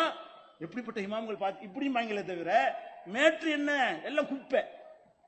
மூளை பூரா களிமண். மூளை உள்ள எழுதின மாதிரி இந்த சட்டம் உங்களுக்கு தெரியுதா? இதுதான் சட்டம். தொழுகை, நோன்பு எல்லாத்துலயும் இப்படிதான் திருக்குறள் பண்ணி வச்சிருக்காங்க. உதாரணமா எடுத்துக்கிறீங்களேன், ஒருவன், இதை சொல்ல கூட வெக்கமா இருக்கும் பொம்பளையில வச்சுக்கிட்டு, ஒருவன் சிறுமியோடு போய் கற்பழிச்சுட்டான்னு வைங்க, அவனுக்கு நோன்பு முடியாது, ஒழுவும் முடியாதான். ஆஹா, பெரிய ஆளை போட்டு கற்பழிச்சாதான் உழவு நோம்புலாம் முடியுமா? சிறுமியை சீரழித்தால் நோம்பு முடியாது, உழவு முடியாது. யார் எழுதுவா இத? இது ஆலிம் எழுதுவானா? இது அறிஞர் எழுதுறதா? இறையச்சம் எழுதுறதா? காட்டுமிராண்டி எழுதுவானா? இத இந்த காட்டுமிராண்டிகளை சேர்ந்த ஒரு கூட்டம் உட்கார்ந்துகிட்டு எழுதி வச்சுட்டு சட்டம்ங்கிறாங்க, சிறுமியை சீரழிக்க சொல்லி கொடுக்குறாங்க. அப்படித்தானே மக்தப்ல ஓதுறதுக்கு சின்ன பிள்ளைகள் பயப்படுறீங்க. சின்ன பொம்பளை பிள்ளை அனுப்புற பயப்படுற காரணம் என்ன? இவங்க இந்த மாதிரி படிச்சு வந்திருக்காங்கிறான். அப்படி நடக்கவும் செய்யுத. இப்ப சிறுமிகளை சீரழிக்கலாம், பெரிய ஆளை பார்த்து விட்டு சின்ன பிள்ளைகளை சீரழிக்கிறாங்க. சீரழிச்சா தொழுக முடியாதான், உழு முடியாதான், நோம்பு முடியாதான், இப்படி இருக்கிறாங்க. அது போக உங்க குடும்பங்கள்ல பாருங்க, உங்க குடும்பத்திலேயே, என் குடும்பத்திலேயோ அஜர்த்து குடும்பத்திலேயோ இப்படி இருந்தா ஒத்துக்குறீங்களான்னு கேளுங்க. எப்படி? ஒரு ஆளு கல்யாணம் பண்ணிட்டோம், ஆம்பளைக்கு ஒரு பொண்ணை கல்யாணம் பண்றோம். பொண்ணு எங்க இருக்குது? இவர் கீழ்த்திசை நாட்டில் இருக்கிறாரு மாப்பிள்ள, பொண்ணு மேல் திசை நாட்டில் இருக்குது. எப்படி கல்யாணம் பண்ணாங்கன்னு தெரியல, அவ்வளவு டிஸ்டன்ஸ். எவ்வளவு டிஸ்டன்ஸ் கேட்டா, இந்த பொண்ணு இங்க வர்றதா இருந்தாலும் சரி, இவர் அந்த பொண்ணு ஊருக்கு போறதா இருந்தாலும் சரி, ஒரு வருஷம் ஆகுமா அந்த காலத்துல. ஒரு வருஷ பயண தொலைவுல மாப்பிள்ளை முன்னு இருக்கிறாங்க. இப்படி இருக்கக்கூடிய நேரத்தில் ஒரு வருஷம் ஆனதான் சேரவே முடியும். பாத்துக்கிறங்க, மாப்பிள்ளை இங்க, பொண்ணு அங்க. எங்க பொண்ணு போய்கிட்டே இருந்தா ஒரு வருஷம் ஆனாதான் பொண்ணை போய் சந்திக்கவே இயலும். இப்படிப்பட்ட நிலையில அந்த பொண்ணு ஒரு 10 மாசத்துல பிள்ளைய பெற்றுட்டான். பிள்ளைய பெற்றுட்டான்னு சொன்னா அவன் புள்ளதான். இப்ப அவன் வர்றதுக்கு ஒரு வருஷம் ஆகும் மாடா, அப்புறம் 10 மாசம் வேணுமாடா? அவன் மனைவிட்ட வருவதற்கு ஒரு வருஷம் ஆகும். அவங்க சேர்ந்து குழந்தை தரிச்சு உண்டாகி பிரசவம் ஆகுறதுக்கு ஒரு 10 மாசம் ஆகும். ஒரு 22 மாசத்துக்கு பிறகு பெத்தா தானே அவன் பிள்ளைன்னு சொல்ல முடியும். அவன் அங்க இருக்கிறான், இங்க இருக்க, 2 பேருக்கு ஒரு வருஷ பயண தூரம் இருக்குது. அப்படி இருந்தாலும் இவன் நினைச்சிட்டா 10வது மாசத்துல புருஷன் வரவே இல்லை, புள்ள பெத்து விட்டு அவன் புள்ளதான், அவன் முன்னாடி தானே புள்ளதான். ஏங்க அப்படி? அது அந்த அல்லாஹ் பூமியை சுருக்கி அவருக்கு கொடுத்துருப்பான். ஒரு வருஷ பயண தூரத்தை ஒரு நாள் வந்துட்டு போயிருப்பாரு. அப்ப உன் மோகனுக்கு இந்த மாதிரி பொண்ணை கட்டி வச்சா ஓகேன்றியா? ஊர் உலகத்துக்கு 10 ரூபா கொடுக்குறியாடா? உன் மோகனுக்கு இப்படி ஒரு பொண்ணை கட்டி வச்சு அவன் சவுதியில இருக்கும்போது இங்க புள்ள பத்துட்டான்னு வைங்க, என்ன செய்வீங்க? இருக்கலாம்ல, வந்துருக்கலாம்ல, அல்ல சுருக்கி கொடுத்துருக்கலாம்ல. ஒரு செகண்ட்ல வர்ற மாதிரி பூமி அல்ல சுருக்கிடுவான் அவுளியாக்களுக்கு. அந்த மாதிரி வந்து விட்டு போயிருப்பார்கள். அவன் புள்ளதான் அது. இன்னொருத்தன் சொல்றான், 4 வருஷம் ஒரு பிரசவத்தினுடைய கற்பம் இருக்குல்ல, கற்பத்துடைய காலம் எவ்வளவுங்க? சாதாரண பொதுமக்கள் காலம் எவ்வளவு? 10 மாசம். விஞ்ஞானிகள் காலம் என்ன? 9 மாசம். ஒரு நாள் கணக்கு சொல்றாங்கன்னு வைங்களேன். அப்ப ஒரு 10 மாசம் வச்சுக்கிறோம் சாதாரணமா. நிறைய பொதுமக்கள் பாஷையில 10 மாசம் ஒரு புள்ள பெறதுக்கு டைம். 11 மாசத்துக்கு கருவுல குழந்தை இருக்குமா? முந்தி வேண்டாலும் வந்துருமே தவிர பிந்தாது. சரியா? பிந்தி போனா தாயும் போயிடும், பிள்ளையும் போயிடும். முந்தி 9, 7, 8 கூட அறுத்து கொடுத்து எடுத்துருவாங்க. குடல் சுத்திக்கிருச்சு, அது சுத்திக்கிருச்சுன்னு சொல்லி 10 மாசம் தாண்ட இயலாது, அதுக்கு மேல தாங்காது. அல்ல அப்படிதான் படைச்சு இருக்கிறான். மனித படைப்பு அதுக்கு மேல வளர்ந்தா தாங்காது. அந்த தாய் செத்துருவா, அதுக்கு மேல பெருசா போச்சு நான் சைஸ். இவங்க என்ன வச்சிருக்காங்கன்னா, கற்பத்தின் அதிகபட்ச காலம் 4 வருஷம். கற்பத்தின் அதிகபட்ச காலம் எவ்வளவுங்க? 4 வருஷம். இன்னைக்கு நீங்க சவுதிக்கு போயிட்டீங்க, 4 வருஷத்துல அந்த பொண்ணு பிள்ளை பெற்றுறான். யாரு? நீங்க வரவே இல்லை. அப்ப உள்ள நினைச்சுக்கிறேன். நீங்க என்ன நினைச்சுக்கிறேன்னு, 4 வருஷத்துக்கு முன்னாடி நீங்க சேர்ந்துட்டு போனீங்கல்ல, அதான் இது அப்படின்னு. ஏன்டாட்டு கேட்டா, கற்பத்தின் அதிகபட்ச காலம் அக்சர் முத்தத்தில் ஹம்லி 40 சினீன். கற்பத்தினுடைய அதிகபட்ச காலம் 4 வருஷம். 10 மாசம் கம்மியான காலம். அதிகமா எவ்வளவு நாளைக்கு இருக்கலாம்? ஒரு கற்பத்துல குழந்தை 4 வருஷம் இருக்கலாம். எந்த விஞ்ஞானி உலகத்தில் எவனுமே கண்டுபிடிக்கல. அப்படியான ஒரு கண்டுபிடிப்பை கண்டுபிடிச்சு எழுதி வச்சுக்கிறாங்க. அப்ப இப்படியான ஒரு நிலையில இருந்தா இது சட்டமா? இது எதுக்கு வழிவகுக்கும்? இத உனக்கு உன் மகனுக்கு இந்த தீர்ப்பை சொன்னா நீ ஒத்துக்குற? அந்த அஜரத்தை ஒத்துக்குருவாரா? நீங்க போனா உங்களுக்கு ஃபத்வா கொடுப்பாரு. அவர் பையனுக்கு கல்யாணம் பண்ணி அந்த பொண்ணு 2.5 வருஷத்துல புள்ள வச்சுன்னு வைங்க, என் பையன் போய் 4, 3 ஆச்சு, எப்படி நீ புள்ள பெத்தல் கேப்பியா இல்லையா? அப்ப அந்த அம்மா என்ன சொல்ல, அப்ப உள்ளதுதான் இருந்துச்சு, 4 வருஷம் இருந்துச்சு வயிற்றுல. அப்ப இது என்னவங்க சொல்றாங்க? விளையாடுறீங்க வழங்குதா? கூறுவார் இல்லாம பேசிருக்காங்க. கூறு அறிவாவது வேணாம், பெரிய விஞ்ஞானமா இதுக்கு வேணும். மக்கள்லாம் வழங்கி வச்சுக்கிறாங்க 10 மாசம். அதையா சொல்லி தொலையலாம்ல? அந்த சட்டமும் உனக்கு தெரியல. அப்ப இந்த மாதிரி எல்லாம் சட்டம்ங்கிற பேர்ல எழுதின படிச்சா, ஒரு கிறுக்கு பைய எழுதின புஸ்தகத்தை படிச்சா எப்படி இருக்குமோ அதான் மதுஹப் கிதாபுங்க. என்ன சொல்லுங்க, ஒருத்தன் கல்யாணம் பண்ணிட்டான். கல்யாணம் பண்ணிட்டு எங்க போனான்னு தெரியல. ஒரு பொண்ணை கல்யாணம் பண்ணாங்க. கல்யாணம் பண்ணிட்டு இந்த வர்றேன்னு போனான். 1 மாசம் ஆச்சு ஆளை காணாம், 2 மாசம் ஆச்சு ஆளை காணாம், 3 மாசம் 4 மாசம் ஓடிக்கிட்டே இருக்குது. வருஷம் ஆச்சு. அந்த பொம்பளை என்ன செய்வா, அவளுக்கு ஆசாபாசம் இருக்குது, அவளுக்கு உணர்வுகள் இருக்குது. இந்த பொருளா இருந்துச்சு, மைக்கா இருந்துச்சு சொன்னா 100 வருஷம் கூட வச்சிருக்கலாம் வர்ற வரைக்கும். இந்த மைக்கு சொந்தக்காரன் போயிட்டான்னு வைங்க, இந்த மைக்கு ஒன்றும் ஆக போறது, பசம் போட்டு வைக்க வேண்டியதான், வந்து கிட்ட தூக்கி கொடுத்துட்டு போயிடலாம். மனுஷன் அப்படியா? அவளுக்குன்னு ஒரு உணர்வு இருக்கா இல்லையா? பெண்ணுக்கு ஆணுக்கு இருக்கிற மாதிரி அந்த பெண்ணுக்கு உணர்வுகள் இருக்கிறது. அவ என்ன, இந்த கணவர் வந்துருவாரு, அடுத்த மாசம் வந்துருவாரு, அடுத்த மாசம் எங்க இருக்கான்னு தெரியவும் இல்லை. அதான் போனானே எங்க இருக்கிறான் யாரும் பார்த்ததாவும் சொல்லல, எங்க இருக்கான்னு தெரியவும் இல்லை, தபாலும் வரல, போனும் வரல, ஒன்னும் வரல, எந்த விதமான தகவலும் இல்லாமல் ஆளை காண 1 வருஷம் 2 வருஷம் ஆயிடுச்சு. இப்ப ஹனபி மதுஹப்ல போய் சட்டம் கேட்கறீங்க. சட்டம் கேட்டீங்கன்னா என்ன செய்யறது? இப்ப இந்த பொண்ணுக்கு இப்ப வாழ்க்கை வேணுமா இல்லையா? இந்த பொண்ணுக்கு ஒரு வாழ்க்கை வேணும் அப்படின்னா என்ன சொல்றாங்கன்னா, அப்ப ஒண்ணு செய்யுங்க, ஒரு 120 வருஷம் வெயிட் பண்ணுங்க. எத்தனை வருஷம்? 120 நாள் இல்ல, 120 வருஷம். ஏன் 120 வருஷம் ஆனா கண்டிப்பா செத்துருப்பான் அப்படின்னு முடிவு பண்ணி வேற கல்யாணம் பண்ணி பார்க்கலாம். இவளுக்கு கல்யாணம் பண்ணும்போது 20 வயசு, இன்னொரு 120 வருஷம் 140 வயசு கிளவியான பிறகு என்ன செய்வாங்களாம், நீ கல்யாணம் பண்ணிக்க. ஏண்டா கூமுட்டையெல்லாம் 140 வயசு யாரா வாழ முடியும்? 140 வயசுல அந்த பொண்ணுக்கு எதுக்கடா வாழ்க்கை? புருஷனை காணாண்டு கம்ப்ளைண்ட் பண்ணா நாங்க பிரிச்சு வைக்கிறோம் பண்ணி விட்டு தொலைஞ்சிட்டு போவியா? புருஷன் இருக்கும் போதே அந்த பொண்ணு வேணான்னு சொல்லலாம்ல. புருஷன் தொலைஞ்சு போன விட்டு தள்ளு. புருஷனோட வாழ்ந்துகிட்டு இருக்கிறா ஒரு பெண்ணு, அவன் குடிக்காரனா இருக்கிறான், அடிச்சு தரவு பண்றான், செலவுக்கு கொடுக்க மாட்டேங்கிறான், ஆண்மை இல்லை, இப்படி எத்தனை மேட்டர்கள் இருக்கும். இதுக்கு மார்க்கம் என்ன சொல்லுது? நபிகள் நாயகம் ஸல்லல்லாஹு அலைஹி வஸல்லம் அவங்கள்ட்ட ஒரு அம்மா வர்றாங்க. அல்லாஹ்வுடைய தூதரே, என்னுடைய கணவரை நான் மார்க்க விஷயத்தில் எந்த குறையும் சொல்ல மாட்டேன், அவருடைய நற்குணத்தை நான் குறை சொல்ல மாட்டேன். மாப்பிள்ளை சொல்லுது, என் மாப்பிள்ளை இருக்காரு நல்ல குணசாலியா இருக்கிறார், அதே மாதிரி தொழுகை பார்த்து எதுலையும் குறை கிடையாது, தீனிலையும் குறை இல்லை, குணத்திலையும் குறை இல்லை. அது மட்டும் போதுமா பொம்பளைக்கு? அது மட்டும் போதுமாட்டேன், வாழ்க்கை வேணும்லங்க. ஆள் தொழுகிறாரு, அதெல்லாம் ஓகே, நல்ல குணம், அடிக்க மாட்டார், பேச மாட்டார், திட்ட மாட்டாரு, அதெல்லாம் ஓகே.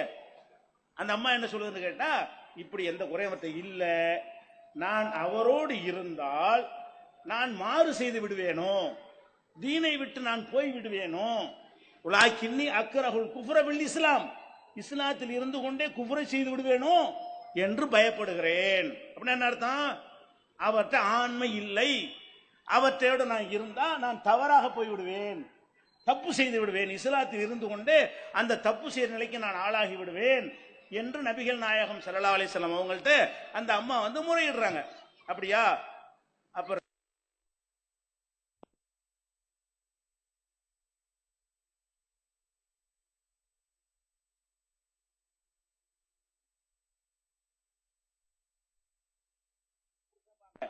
கல் எப்படி கணவனாகும், புல்லு எப்படி புருஷனாகும்? கல்லு தான், புல்லு தான். மனுஷன் தான் புருஷனா இருக்க முடியும், மனுஷன்ல ஆண்மை உள்ளவன் தான் புருஷனா இருக்க முடியும். அப்ப ஆண்மையே இல்லாத ஒருத்தனோட ஒரு பெண்ணை போய் வாழ சொன்னா எப்படி வாழ்வா? பேருக்கு நடிக்க முடியும், இல்லாட்டி மனநோய்க்கு ஆளாகும். ரொம்ப இரையச்சம் உள்ளவங்களா இருந்தாங்கன்னா நினைச்சு ஏங்கி மெண்டலா போய் ஒரு கவலைப்பட்டு அது மாதிரியான ஒரு வாழ்க்கையா? அல்லாஹ் சந்தோஷமா இருக்கதானே ஆணையம் பண்ணி படைச்சிருக்கிறான். அவனே என்ன செய்யணும், இந்த ஆண்மையற்றவர்களா இருந்தா வேற ஏதாவது காரணம் சொல்லி அனுப்பி விட்டுறணும் முறைப்படி. ஆண்மையற்றவர்கள் கல்யாணம் பண்ணி இருந்தீர்களே ஆனால் ஊர் உலகத்துக்கு பெருமை அடிக்கிறதுக்காக வேண்டி ஒரு பெண்ணுடைய வாழ்க்கையை சீரழித்து விடாமல், எனக்கு கொஞ்சம் மேட்ரு சரியில்லை, நீ வேற மாதிரி போய்க்க, நமக்குள்ள ஒத்து வரலன்னு வேணா சொல்லிக்க அப்படின்றாவது அனுப்பிவிட்டு அந்த பெண்ணை என்ன செய்யணும், அவளுடைய உணர்வுக்கு மதிப்பளிக்கணும்னு இந்த மார்க்கம் சொல்லுது. அப்ப இந்த அம்மா புகார் சொன்னோன்னு ரசூலுல்லாஹ் என்ன செய்யல, விளங்கிட்டாங்க. துருவிலாம் விசாரிக்கல, இது துரியா விசாரிக்க முடியும்? அதுல விளங்குது விஷயம். நல்ல குணம், நல்ல மனுஷன், இபாதத்தெல்லாம் உள்ளவர், அவரோட தான் தப்பு செஞ்சிருவேன் அப்படின்னு என்ன அர்த்தம்? அவரோட சந்தோஷம் இல்லைன்னு அர்த்தம். அப்ப இப்படியான ஒரு மார்க்கமா இருக்கும்போது இவன் சொல்றான் 120 வருஷம் இருங்கிறான். 20 வயசு பொம்பளை என்ன பண்ணு, 25 வயசுல என்ன பண்ணு, 30 வயசுல என்ன பண்ணாது, 35 என்ன பண்ணு, புருஷன் இல்ல. அந்த காலத்திலயாவது இருந்துருங்க. இந்த காலத்துல வீட்டுக்குள்ள எல்லாம் இறங்குது ஆபாசங்கள்லாம், செல்போன் மூலமா, டிஷ் மூலமா, டிவி மூலமா, டிவிடிகள் மூலமா, பென்ட்ரைவ் மூலமா, மெமரி கார்டு மூலமா, பேப்பர் மூலமா, வாட்டு என்ன செய்யுது, ஆபாசங்கள் வீட்டுக்குள்ள கொட்டுன்னு கொட்டி கொண்டிருக்கிறது. ரோட்ல நடக்க முடியல, போஸ்டரை பார்த்தா ஒரு மாதிரியான எண்ணங்கள் வருது, ஒரு பேச முடியல, எல்லாமே ஒரு நாடகம்னு பார்த்தா அதுல ஆபாசமா இருக்கு. இந்த டிவி முசீபத்தை நியூஸ் பார்க்க போனா அதுல இடையில என்ன செய்யறாங்க, மறுபடியும் இடையில வரக்கூடிய காட்சிகள் இந்த மனுஷனை தடம்புரலை செய்ய தடுமாற வைக்குது. இப்படியான ஒரு காலத்தில் உட்கார்ந்துகிட்டு 120 வருஷம் வெயிட் பண்ணுமாண்டா என்னடா அர்த்தம்? என்ன மார்க்கம் இது? யார் வீட்டு மார்க்கத்தில் யார் விளையாடுறீங்க? இது கோவம் வருது எங்களுக்கு. எப்படிப்பட்ட அல்லாஹ்வுடைய மார்க்கம்? உலகமே உயர்ந்து போற்றுது இஸ்லாமிய சட்டத்தை. இத்தனை நூற்றாண்டுகளாயும் கூட பெண்களுக்கு விவாகரத்து உரிமை இப்பதான் கொடுக்கறான். 1400 வருஷத்துக்கு முன்னாடியே பெண்கள்டா யார் என்று படைச்சவனுக்கு தெரியும். அவனுடைய மார்க்கமா இருக்கிறதுனால அவளுக்கு விவாகரத்து உரிமை கொடுத்த ஒரு மார்க்கத்துல என்ன பண்றாங்க? கிடையாதுங்கிறான். இல்லைங்கிறது தானே அர்த்தம் இருக்கு. 120 வருஷத்துக்கு பிறகுதான் அவன் செத்துதான் முடிவு பண்ணி வேற கல்யாணம் பண்ணிக்கலாம், என்னங்க அர்த்தம்? உனக்கு இல்ல, வாழ்க்கை இல்லைன்னு அர்த்தம். அதுல ஒரு ஆள் இறக்கப்படுற ஆள் இருக்கார் போல இருக்கு. அவர் என்ன செய்யறாரு? 120 ரொம்ப அநியாயமா இருக்கு, 90ங்க. ஓ இமாம் அவர் கருத்து வேறுபாடு, அதுல பயங்கரமான ஆராய்ச்சியில ஒரு இமாம் என்ன பண்றாரு, 120 ஜாஸ்தியா இருக்குது, 90 வயசு போதும். அப்ப அவர் காணா போன நாள்ல இருந்து குறிச்சிக்கணுமா, 90 வயசு 90 வருஷம் பார்க்கணுமா. அப்ப 20 வயசுல இருந்தான்னு வைங்க, 90 110 ஆச்சு. 110 வயசு வந்தோம், அம்மா உன் புருஷன் செத்துட்டாமா, இன்னும் எவ்வளவு ஒரு 4 மாசம் 10 நாள் இதான் இருந்துட்டு நல்ல ஒரு மாப்பிள்ளையா பார்த்து கல்யாணம் பண்ணிக்கமான்னு சொல்லணுமா. சிந்திச்சு பாருங்க, இந்த மதம் நமக்கு தேவையா? இது இந்த கித்தாவை பார்த்தா உங்களுக்கு சட்டம் சொல்லுகிறார்கள், மேராஜுனும் பொய் வராத்துனும் பொய், அது கத்தம் எழுதி குடி 3ஆம் பாத்தியா ஓது, இதெல்லாம் எங்க இருந்து இந்த குப்பையில தான் இருக்கு. இந்த மாதிரி குப்பைகளை மார்க்க சட்டம் உங்களுக்கு ஆக்கும் போது அதை நம்புறீங்க நீங்க? அட விவாகரத்து, ஆணும் பெண்ணுடைய விவாகரத்தை எடுத்தா கூட எப்படி பண்றாங்க? ஒரு புருஷனுக்கு கொண்டாடியே பிடிக்கல, இன்னைக்கு காரி துப்புறாங்க. எல்லாரும் விமர்சிக்கிறாங்கல்ல தலாக்கை பத்தி, முத்தலாக்குன்னு எல்லாரும் பேசுறோம் ஆக்கிவிட்டாங்க. அது என்ன மேட்டது? இவங்க உண்டாக்குனது அது. இந்த மதுஹப்னாலதான் வந்தது இழிவு. இஸ்லாத்துல தலாக்குண்டா என்ன? நல்லா கவனிங்க. ஒரு ஆண் இருக்கான், ஒரு பெண் இருக்கான். ஆணுக்கு பெண்ணுக்கு ஆணை பிடிக்காத மாதிரி ஆணுக்கு பிடிக்காம போகும்ல, ஆம்பளைக்கு பெண்ணை பிடிக்காம போயிடும். பல காரணங்கள் இருக்கலாம், அவ கெட்ட நடத்த இருக்கலாம், அது பிடிக்காது. அல்லது வேற வேற காரணங்கள், இல்லறதுக்கு தகுதியற்றவளா இருப்பா, அதனால பிடிக்காது. அல்லது ரொம்ப டார்ச்சர் பண்ணி டீ போட்டு கடை டீக்கெல்லாம் குடிச்சிட்டு போ அப்படின்னு சொல்றது. இந்த மாதிரி எல்லாம் ஒரு ஏதோ இத்தனை நடந்திருக்கும் உள்ளுக்குள்ள. அந்த மாதிரியாக ஒரு பாதிக்கப்பட்டு ஒரு புருஷனுக்கு கொண்டாட்டி பிடிக்காம போயிடும். பிடிக்காட்டி என்ன? அதெல்லாம் முடியாது, கல்யாணம் கடமை அப்படி சொல்ல முடியுமா? முடியாது. என்ன மண்ணெண்ணெய் ஊற்றி கொளுத்தி விட்டு ஸ்டவ் எடுத்து செத்தாண்டு போட்டுருவாங்க. பேப்பர்ல தான் வருது. கொண்டாட்டியை பிடிக்கலன்னா என்ன செய்வாங்கன்னு கேட்டா பேப்பர்ல வருதுல, ஸ்டவ் எடுத்து இளம்பெண் சாவு. கிளவிலாம் சாவே மாட்டான், எல்லாம் இளம்பெண்ணா பார்த்து சாவுவா. இதுல ஸ்டவ் அடிக்கிறது. கிளவியாவது ஒன்னு பத்த வச்சு செத்து போயிட்டு அர்த்தம் இருக்குது. இளம்பெண்ணுல சுதாரிப்ப விவரமா தானே பண்ண எல்லாத்தையுமே. இளம்பெண்ணா பார்த்து சாவுது, ஸ்டவ் எடுத்து சாவான். அதாவது ஸ்டவ் எடுத்தா சாவுது.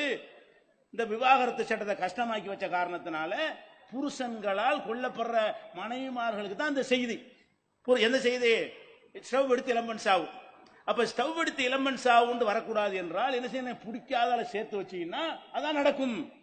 அப்ப என்ன செய்யணும்? அடைய மனைவி பிடிக்கலையா, கொன்னுடாடா உதவி, அவளை சாவடிச்சு விடாத, சந்தோஷமா பிரிஞ்சிட்டு போங்கடா, அவளுக்குரிய நஷ்டங்களை கூடுறா அப்படின்னு சொல்லிவிட்டோம் என்று சொன்னால் அவ உயிரோட வாட்சி இருப்பான். இல்லாட்டி என்ன செய்வான்? மனைவியை வெறுப்பதற்காக வேண்டி விவாகரத்து இல்லைன்னு சொல்லிட்டீன்னு வைங்க, நீ பேருக்கு முண்டாட்டி ஏறி நான் வப்பாட்டி வச்சுக்கிறேன், எந்த சட்டமும் ஒண்ணும் பண்ண முடியாது நம்ம நாட்டில். வப்பாட்டி வைக்கிறதுக்கு நம்ம நாட்டில் குற்றமா? போலீஸ்ல கம்ப்ளைண்ட் பண்ண முடியுமா? நீங்க என் புருஷன் என்னை விட்டுட்டு இன்னொருத்தைய கல்யாணம் பண்ணிட்டாருன்னா கம்ப்ளைண்ட் பண்ணலாம். இன்னொருத்தைய வப்பாட்டியை வச்சுக்கிட்டாருன்னா அது ஒண்ணும் இல்லை, வப்பாட்டி வைக்கிற பெரிய மேட்டர் இல்லைமான்றாங்க போலீஸ்ல. ஏன்? சட்டம் அப்படி. நம்ம நாட்டு சட்டம் என்ன சொல்லுதுன்னா எத்தனை வப்பாட்டி வேணாலும் வச்சுக்கலாம். அப்ப என்ன செய்வான்? பேருக்கு மனைவி வைத்துக் கொண்டு விவாகரத்து பண்ண விட மாட்டேங்கிறீங்கள, உன்னையோட வாழவும் மாட்டேன், உன்னைய வேற வாழ்க்கை தேர்ந்தெடுக்க விட மாட்டேன், நான் ஏன் சுகத்துக்கு ஒரு வப்பாட்டி வச்சுக்கிறேன் அப்படின்னு போயிடக்கூடாது என்று சொன்னால் விவாகரத்து உரிமை இருக்கணும். பொம்பளை அதை பண்ணுவா. பொம்பளைக்கு இந்த ஆம்பளை பிடிக்கலன்னு வைங்க, இவனால எந்த சந்தோஷம் இல்லை, விட மாட்டேங்கிறான்னு வைங்க, அவளுக்கு இவனுக்கு ஸ்டவ் அடிக்கிற மாதிரி அவளுக்கு 2 மாத்திரை உணவுல ஏதாவது போட்டா முடிஞ்சு வச்சுக்கத. அவள்கிட்ட ஒரு செக்ஷன் இருக்குல்ல, சமையல் இருக்குதுல்ல, என்ன தேவைப்பட்டு கலந்து விட்டு போடா நான் காலி பண்ணிட்டு போயிட்டான் பண்றது. பூடிக்கேட்டி பிரிஞ்சுட்டு போங்க. என்ன அல்லா ஏற்படுத்தின உறவா? அல்லா ஏற்படுத்தின அண்ணன் தம்பி இதெல்லாம் அல்லா ஏற்படுத்தினது. தந்தை மகன் அல்லா ஏற்படுத்தினது. பேரன் பேத்தி அல்லா ஏற்படுத்தினது. புருஷன் பொண்டாட்டி மனுஷன் ஏற்படுத்திக்கிட்டது. மனுஷன் ஏற்படுத்தின ஒரு அக்ரிமெண்ட், ஒப்பந்தம். இந்த உறவுகள் எல்லாம் கரெக்டா இருக்கிற வரைக்கும் தான் வண்டி ஓடும். எங்க அண்ணன் இல்ல தம்பி இல்லைன்னு சொல்லிட முடியுமா உங்களால? எங்க வாப்பா சரியில்லை, நான் வேற வாப்பா மாத்திக்கிற முடியுமா உங்களுக்கு? என் தகப்பனார் சரியில்லை, இன்னையில இருந்து இவர் தான் தகப்பனார் செருப்பு கட்டி அமுட்டு அடிப்பாங்க. அப்ப அப்பனை மாத்த முடியாது, ஆத்தாவை மாத்த முடியாது, புருஷன் முண்டாட்டி மாத்தலாம். ஏன்னா நம்ம உண்டாக்குன உறவு. அப்ப நம்ம உண்டாக்குன உறவா இருக்கிறதுனால எல்லாம் சரியா வந்தா போங்க, சரியா வரடி பிரிஞ்சுக்கிறீங்கன்ற. இன்னும் சொல்ல போனா சில பெண்கள் என்ன பண்றாங்கன்னா, விவாகரத்து கொடுக்கலன்னு சொன்ன உடனே கள்ளக்காதலனோட கான்டாக்ட் வச்சுக்கிட்டு என்னை விட்டு விண்ணும் இல்லையே தப்பா இருக்க நாள் அவனோட சேர்ந்து போட்டு தள்ளிடுறாங்க. பேப்பர்ல வருது, கள்ளக்காதலனோடு சேர்ந்து கணவனை கொன்ற மனைவி கைது. ஏன் கொன்றா? பிரியறதுக்கு வழி இருந்தா கொள்ளுவாளவ. பிரியறது கௌரவமான வழி இருந்தா புருஷன் பிடிக்கல போப்பா, நான் வேலையை பார்த்துட்டு போறேன், நீ உன் வேலையை பார்த்துட்டு போப்பாண்டா. அவன் ஏன் கொள்றா? அவனை முறைப்படி கல்யாணம் பண்ணிட்டு போயிருவாள. அவனோட சேர்ந்து கொண்டு கள்ள ஊற வைத்துக் கொண்டு புருஷனை கொள்ற தேவை ஏற்படுமா? இப்படி விவாகரத்து ஆண்களுக்கும் பெண்களுக்கும் இஸ்லாம் கொடுத்திருக்கிறது. அது எப்படி கொடுத்திருக்கு தெரியுமா? புருஷனுக்கு பொண்டாட்டி பிடிக்கலன்னு வைங்க, உண்டாகிட்டா 3 சான்ஸ் கொடுக்குது. 3 சான்ஸ். என்ன 3 சான்ஸ்? முதல்ல அறிவுரை சொல்லணும், அப்புறம் சேர்த்து வைக்க முயற்சி பண்ணணும், எல்லாம் செஞ்சு பார்த்துருவோம். ஒன்னுக்கும் சரி வரலன்ற உடனே ஒரு தலாக்கு, உன்னை விவாகரத்து செய்கிறேன், 2 சாட்சி வச்சுக்கணும். சாட்சி வைக்கிறதுக்குன்னு கேட்டா கோவத்தில் சொல்லுவான்ல, அது மாதிரி சொல்றது தவிர்த்தணும். சாட்சின்னு என்ன செய்வான், ஆட்களை தேடிட்டு வரதுக்குள்ள மனசு மாறிடும், கொடுக்க மாட்டான், தலாக்கு விட மாட்டான். சாட்சி வைக்க சொல்றது எதுக்குன்னா ஆத்திரத்தில் சொல்லிடுவான்னு வைங்களேன், செல்லாதது அப்படின்னு சொன்னா தான் சாட்சி வேணுமே, நீங்க வாங்க போனா அதுக்கெல்லாம் மனசு மாறிடும். என்னத்துக்கு போட்டு அவசரப்பட்டமே, தலாக்கு விட மாட்டான். அது தலாக்கு விடக்கூடாதுங்கிறதுக்காக வேண்டி எல்லாம் என்ன செய்யறான்னு கேட்டா 2 சாட்சியை உட்கார வச்சுதான் சொல்லணும் அப்படின்ட்டான். அப்ப அந்த தலாக்கு பெரும்பாலும் நிப்பாட்டப்பட்டுரும். சரி, ஒரு தலாக்குன்னு சொல்லியாச்சு. சொன்ன உடனே அவங்க பிரிஞ்சிருவாங்களா? பிரிய மாட்டாங்க. ஒரு தலாக்குன்னு சொன்ன பிறகு 3 மாத விடாய் அந்த பெண்ணுக்கு வர்ற வரைக்கும், 3 மாசம் நம்ம புரிஞ்சுக்கிறதா வச்சுக்கிறோம். 3 மாத விடாய் என்பது 3.5 மாசமும் வரலாம், 2.5 மாசமும் வரலாம். அந்த 3 மாசம் ஒரு புரிஞ்சுக்கிற கணக்கில் வச்சுக்கிறோம். 3 மாத காலம் வரைக்கும் அந்த மனைவி இவன் வீட்டில் தான் இருக்க வேண்டும். எதுக்கு இந்த சட்டம்?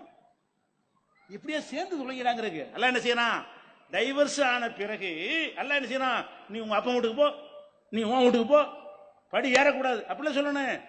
கோர்ட்ல அப்படித்தானே சொல்றாங்க, விவாகரத்துனா எல்லாம் பிடிச்சு போ. அந்த விளையாட்டு இஸ்லாத்தில் தலாக்குல கிடையாது. விவாகரத்துக்கு பிறகு இஸ்லாம் என்ன சொல்றதுன்னு கேட்டா, கணவன்மார்கள் தான் அந்த 3 மாத காலத்திற்கு, மாதவிடாய் காலத்திற்கு என்ன செய்யணும், உணவு உடை எல்லாம் கொடுக்கணும், அவளோடு தான் இருக்க வேண்டும். அப்படி இருக்கும்போது அந்த 3 மாசத்துக்குள்ள மனசு மாறி தப்பு பண்ணிட்டோமே அப்படி நினைச்சு நம்ம சேர்ந்துக்கிறோம், சேர்ந்துட்டாங்கன்னு வைங்க, மேட்ரு ஓவர், சேர்ந்துக்கலாம். தலாக்கும் சொல்லிவிட்டு 3 மாத காலம் தங்கி இருக்கும் பொழுது எதுக்கு அந்த 3 மாசத்துல அவ பிரிவு இவனுக்கு தெரியும், இவனுடைய பிரிவு அவளுக்கு தெரியும், 2 பேரும் ஒருத்தருக்கு ஒருத்தர் எவ்வளவு இம்பார்ட்டன்ட் முக்கியமா இருக்கிறோம்னு விளங்கும். அப்படி விளங்கி சேர்ந்து கொள்ள மாட்டார்களா? படைச்சவன் இறைவன் யோசிக்கிறான், மனுஷன் சட்டத்தில் யோசிக்க மாட்டாங்க. அல்லாஹ்வுடைய சட்டமா இருக்கிறதுனால எப்படியாவது சேரட்டும்ங்கிறதுக்காக வேண்டி அங்கேயே உட்கார வச்சு 3 மாசம் டைம் கொடுத்து 3 மாத விடாய்க்குள்ள சும்மா சேர்ந்துக்கிறலாம். கல்யாணம் பண்ண வேண்டிய சும்மா சேர்ந்துக்கிற வேண்டியது, அவ்வளவுதான், முடிஞ்சு வச்சுக்கத. ஒரு தலாக்காச்சு. இதுக்கப்புறம் சேர்ந்து வாழ்ந்துகிட்டே இருக்கிறாங்க. வாழ்ந்துகிட்டே இருக்கையில மறுபடியும் ஒரு 5 வருஷத்துக்கு பிறகு 3 வருஷம் மறு பஞ்சாயத்து வருது. மறுபடியும் எல்லா அட்வைஸும் சரியா வரல. அப்போ ஒரு தடவை தலாக்குங்கிறான். 2-3 வருஷம் வாழ்ந்துட்டு 4 வருஷம் வாழ்ந்துட்டு தலாக்குங்கிறான்னு வைங்க. அப்போ இதே மாதிரி சான்ஸ், 3 மாசத்துக்கு வை, உன்னோட வச்சுக்க, உன் வீட்டில் வை, அப்புறமேல 3 மாசத்துக்குள்ள சேர்ந்துக்க அப்படின்னு சொல்லுது. இதுக்கப்புறம் சேர்ந்து வாழ்ந்துட்டு இருக்கிறாங்க. அதுக்கு பிறகு ஒரு காலகட்டத்தில் மறுபடியும் பிரச்சனை ஆகுது அவங்களுக்குள்ள. அப்ப தலாக்குன்னா முடிச்சு, அவ்வளவுதான். இதான் 3 தலாக்கு என்பது. 3வது தடவை இந்த தலாக்குன்னு சொல்லிட்டேன்னா, இந்த விளையாட்ட தலாக்குன்னா யோசிச்சு சொல்ல வேண்டிய ஒரு விஷயம். முதல் 2 சொன்ன ஓகே, 3வது சொன்னேன்னு சொன்னா முடிஞ்சிருச்சு, அவளை தனியாக அனுப்பி விட்டுரு, நீ புருஷன் பொண்டாட்டி இல்லை அப்படின்னு மொத்தமா பிரிச்சு விட்டுருது. இதுல இந்த முதல் தடவை தலாக்கு விடுறான்ல, 2வது தடவை தலாக்கு விடுறான்ல, இந்த டைம்ல 3 மாசத்துக்குள்ள சேர்ந்து கொள்ளலாம்னு சட்டம் இருக்குது.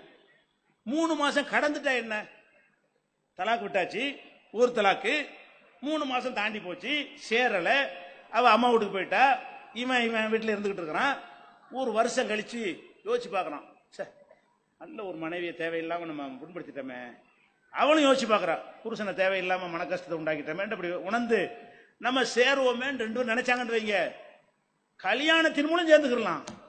அப்பவும் விவாகரத்தெல்லாம் முடிஞ்சு உன் வேலையை நீ பார்த்துக்கிட்டு போ, என் வேலையை நான் பார்த்துக்கிட்டு போறேன்னு பிரிஞ்சாலும், முதல் தலாக்கா இருந்தால், இரண்டாவது தலாக்காக இருந்தால் 5 வருஷம் கழிச்சாலும் சரி, ரெண்டு பேரும் என்ன செய்யறாங்க, நம்ம சேர்ந்துக்கிறோம்னு சொன்னா முறைப்படி மகரை கொடுத்து கல்யாணம் பண்ணி, புது கல்யாணம் மாதிரி புதுசாக அவங்க ரெண்டு பேருமே தன்னை விரும்பினார்களே ஆனால் கல்யாணம் பண்ணி கொள்ளலாம். எவ்வளவு அழகான சட்டம் பாத்தீங்களா? இது என்ன பண்ணிருக்கிறாங்க, ஹதீஸ்ல அப்படித்தான் இருக்குது. நபிகள் நாயகம் ஸல்லல்லாஹு அலைஹி வஸல்லம் காலத்திலையும் அபூபக்கருடைய காலத்திலையும் உமர் ரலியல்லாஹு ஆட்சியின் முதல் 2 ஆண்டுகளிலும் 3 தலாக் என்று ஒரு தடவை ஒருத்தன் சொன்னால், 3 தலாக் எப்படின்னு கூட சொல்லிட்டேன், 3 தலாக் ஒன்னாலும் சொல்ல முடியாது, ஒரு தலாக்கு தான். அப்புறம் ஒன்னா உட்கார்ந்து இருக்கணும், சேர வாய்ப்பு இருக்கான்னு பார்க்கணும், இல்லாட்டி அப்படி விட்டுற வேண்டியதான், போய்க்கிற வேண்டியதான். 3 விட்டுத்தான் பிரியணும் அவசியம் கிடையாது. ஒரு தலாக்கிலே பிரிஞ்சிட்டார்களே ஆனாலும் அந்த பெண் வேற கல்யாணம் பண்ணிக்கலாம், விரும்பினா இவனை பண்ணிக்கொள்ளலாம், 3 கூட்டணும் அவசியம்லாம் கிடையாது. இப்படியான ஒரு சட்டத்தில் என்ன செய்யறாங்க, மதுகபில் என்ன செய்யறாங்கன்னு கேட்டா, மனைவியை கூப்பிடுறது, தலாக் தலாக் தலாக் முடிஞ்சு ஓட ஓட முத்தலாக் இருக்கு. இது பேர் என்னது, 3 தலாக் விட்டாராம். அல்ல தலாக் தலாக் தலாக் ஒரே நேரத்தில் 3ன்னு சொல்லிவிட்டு 3வது தலாக்கு விட்டால் எல்லாம் முடிஞ்சு போச்சு பாருங்க. அப்படி ஆக்கி விட்டு சேரவே ஆக்கி விடுறாங்க. இதைத்தான் எல்லாம் கொடுமைங்கிறான். எல்லாம் கொடுமைன்னு பேப்பர்காரன், டிவிக்காரன், மோடியில இருந்து பாடியில இருந்து 50 பேரும் பேசலாம். எதை பேசுறான், முத்தலாக்கு சரியா நிற்கிறான். முத்தலாக்கு மார்க்கத்தில் இல்ல, இந்த கிறுக்கு பயிர்கள்ட்ட இருக்குது. எங்க மார்க்கத்தில் இல்லை, எங்க குரான்ல இல்லை, எங்க நபியுடைய வழிகாட்டுதலில் இல்லை. அப்ப நபிகள் நாயகம் காலத்தில் ஒருத்தன் பொண்டாட்டியை பார்த்து முத்தலாக்கு என்று சொன்னால் ஒரு தலாக்குன்னு அர்த்தம். நல்லா விளங்கிருங்க. நபிகள் நாயகம் காலத்துல மனைவியை பார்த்து தலாக் தலாக் தலாக்குங்கிறான், ஒரு சான்ஸை பயன்படுத்தி இருக்கிறாய். ஏன்னா குரான்ல கூட எல்லாம் எப்படி சொல்றான்னு கேட்டா, அத்தலாக்கு மர்ரத்தானி, தலாக்கு என்பது மீட்டிக்கொள்ற தலாக்கு என்பது மர்ரத்துனா டைம்ஸ், 2 டைம்ஸ், 2 தடவைகள், 2 தடவை நல்லா சொல்றான். 2 தடவைன்னு என்ன அர்த்தம், ஒரு விட்டுட்டு மர சேர்ந்து மர செய்யணும், அதான் 2 தடவைங்கிறது. ஒரு தடவை என்று சொன்னாலேயே ஒரு ஆரம்பம் இருக்கணும், ஒரு முடிவு இருக்கணும். உங்களுக்கு புரிஞ்சுக்கிறதுக்காக வேண்டி எளிமையா ஒரு உதாரணம் சொல்லுவோம். ஒரு ஆளு இட்லி சாப்பிட்றாரு, 10 இட்லி சாப்பிட்டு கையை கழுவுறாரு. எத்தனை சாப்பிட்டாரு, எத்தனை தடவை சாப்பிட்டாரு, ஒரு தடவை. இட்லி 10 இருக்கும், எத்தனை தடவை சாப்பிட்டாருன்னு என்ன சொல்லுவீங்க, ஒரு தடவை சாப்பிட்டாருமீங்க. 10 இட்லி. இன்னொருத்தர் என்ன செய்யறாருன்னா, ஒரு இட்லி திங்கிறாரு, தின்ட்டு போய் கையெல்லாம் கழுவுறாரு, உட்கார்ந்துறாரு, மர வந்து இன்னொரு இட்லி திங்கிறாரு, மறுபடியும் கையை கழுவி மர திங்கிறாரு. இவர் தின்றது 3 இட்லி, எத்தனை தடவை சாப்பிட்டாரு, இட்லி 3 தான், எத்தனை தடவை, 3 டைம்ஸ் சாப்பிட்டு இருந்தாலும் 3 தடவை. என்ன தடவைன்னு சொன்னா ஒரு எண்டு ஆயிடுச்சுல, தின்னுகிட்டே இருந்தா தடவைண்டு ஆகாது. நீ திண்ட, எந்திரிச்ச, கையை கழுவுன, முடிச்சுட்ட, அதுக்கப்புறம் மரம் வந்து உட்கார்ற, மரம் திண்டு மறுபடியும் கையை கழுவுற, இன்னொரு தடவை மறுபடி. நம்ம என்ன கேட்போம், ஏன்டா மறுபடியும் இன்னொரு தடவை என்ன திங்கிறேன்னு கேட்போம். ஒரே நேரத்தில் 10 இட்லி திங்க கேட்பீங்களா, 10 இட்லி திங்கிறான், என்ன இன்னொரு தடவை சாப்பிட்றேன்னு கேட்போமா, சாப்பிட மாட்டோம். கொஞ்சம் சாப்பிட்டு போன பையனை மரம் வந்து தட்டை வச்சுட்டு உட்காந்தாண்டா, ஏன்டா இன்னொரு தடவை வந்தான்னு கேட்போம். ரொம்ப சாப்பிட்ட பையன் அவன் அது மாதிரி 10 மடங்கு சாப்பிட்டாலும் ஏன்டா இன்னொரு தடவை தின்னு கேட்போமா, கேட்க மாட்டோம்.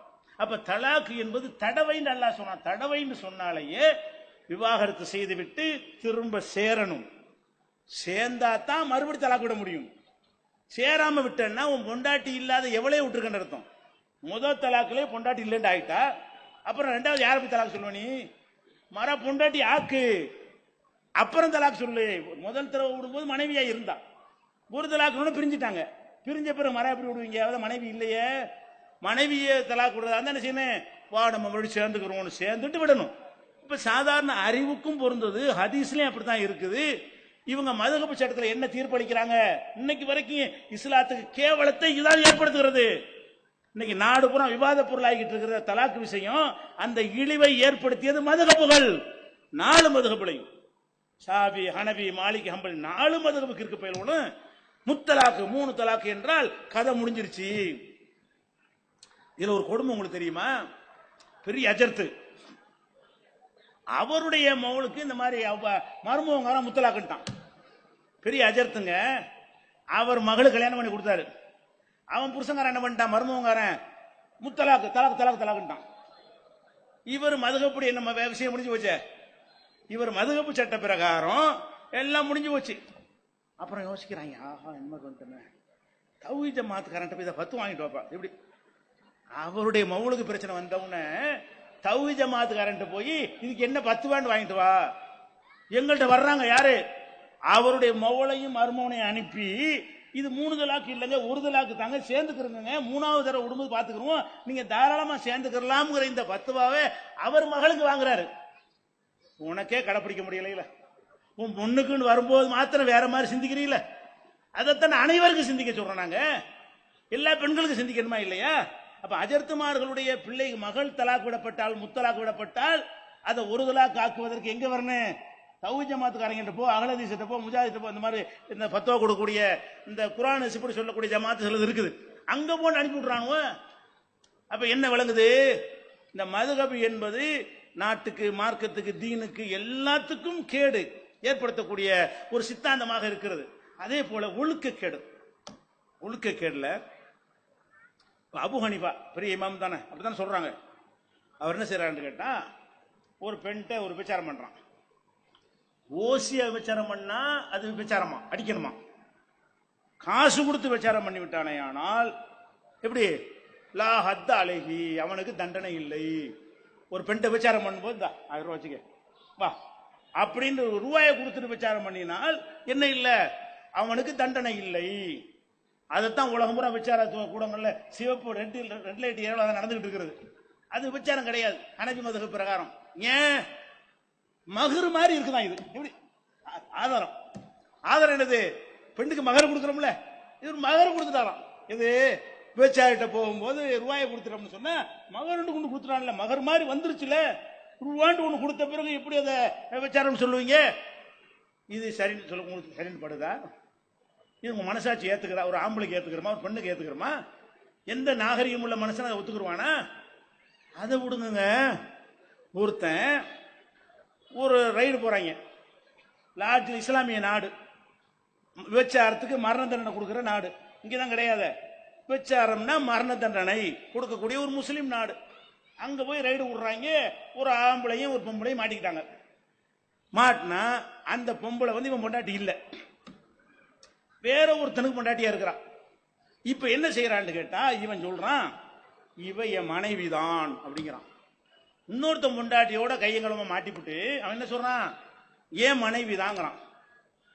உண்மையில் அவன் வேறொரு மனைவியா இருந்தாலும் அவன் மனைவிதான் என்று சொன்ன பிறகு எப்படி அவனை தண்டிப்பது? எப்படி லாஹத் அழகி, எப்படி அவருக்கு தண்டிக்காதீங்க? ஏன்?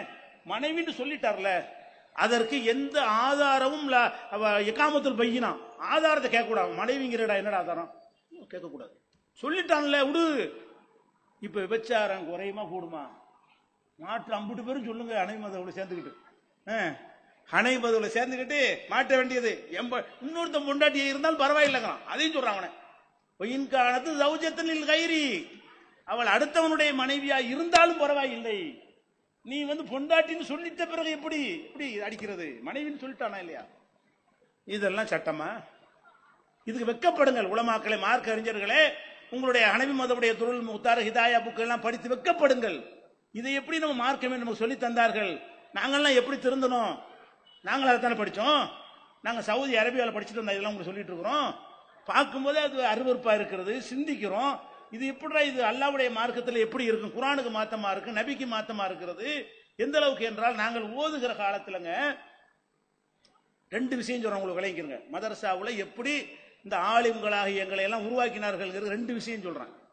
ஒன்னு, நாங்க ஓதுன ஊர் கூத்தாநல்லூர்.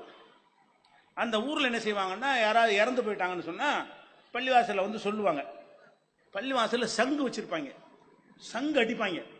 சங்கு அடிச்சா என்ன அர்த்தம்? ஒரு ஆள் மூத்தாயிட்டாரு அப்படின்னு அர்த்தம். யாருன்னு தெரிஞ்சுக்கிறாங்க. பள்ளிவாசலுக்கு போனோம்னா போர்டில் எழுதி போட்டிருப்பாங்க, இந்த ஊரை சேர்ந்த, இந்த தெருவை சேர்ந்த இன்னாருடைய மகன் இன்னார் இறந்து விட்டாரு, இத்தனை மணிக்கு அடக்கம் மெசேஜ் வேணும்னா பள்ளிவாசலுக்கு போய் பார்த்துட வேண்டியதுதான். ஒரு சங்கு சத்தம் கேட்டவுடனே ஆள் அவுட் ஆயிட்டாருன்னு விளங்கிக்கணும். நாங்க அஜர்த்து முன்னாடி உட்கார்ந்துருப்போம். பெரிய அஜர்த்து, பெரிய தலப்பா, பெரிய ஜுப்பா. தமிழகத்திலேயே விரல் விட்டு எண்ணக்கூடிய 4 பெரிய அஜர்த்துல ஒரு அஜர்த்தை நான் ஓதிருக்கிறேன். மூத்தப்ப 4 பேரை சொல்ல விரும்பல, பெரிய அஜர்த்து. அப்ப அவர் உட்கார்ந்து எங்களை பாடம் நடத்துவார். நடத்தும் போது சங்கு சத்தம் கேட்டு, திடீர்னு பாடம் நடத்திட்டு இருக்கும்போது சங்கு சத்தம் கேட்கும். சங்கு சத்தம் கேட்டோம், அல்ஹம்துலில்லாஹ் அப்படின்னு என்ன செய்வோம்? அஜர் சொல்லுவாரு. யாரு? ஒரு ஆள் மூத்தா போனா என்ன சொல்லணுங்க? இன்னா லில்லாஹி வ இன்னா இலைஹி ராஜிஊன் தானே சொல்லணும். மூத்தா போயிட்டாங்கிறதான சங்குக்கு அர்த்தம். அதுக்கு தானே சங்கு அடிக்கிறான். அப்ப அஜர்த் என்ன செய்வார்னா அல்ஹம்துலில்லாஹ் பாரு. அதோட நிப்பாட்டாரு. அவர் எல்லாரையும் மறைக்கான்னு கூப்பிடுவாரு. அந்த அஜர்த் யாருன்னு விளங்கிக்கணும்னு நினைக்கிறேன். அஜர்த் மார்களுக்கு யாரா இருந்தாலும் மறைக்கான்னு கூப்பிடுவாரு. மறைக்கான் நல்ல வேட்டை.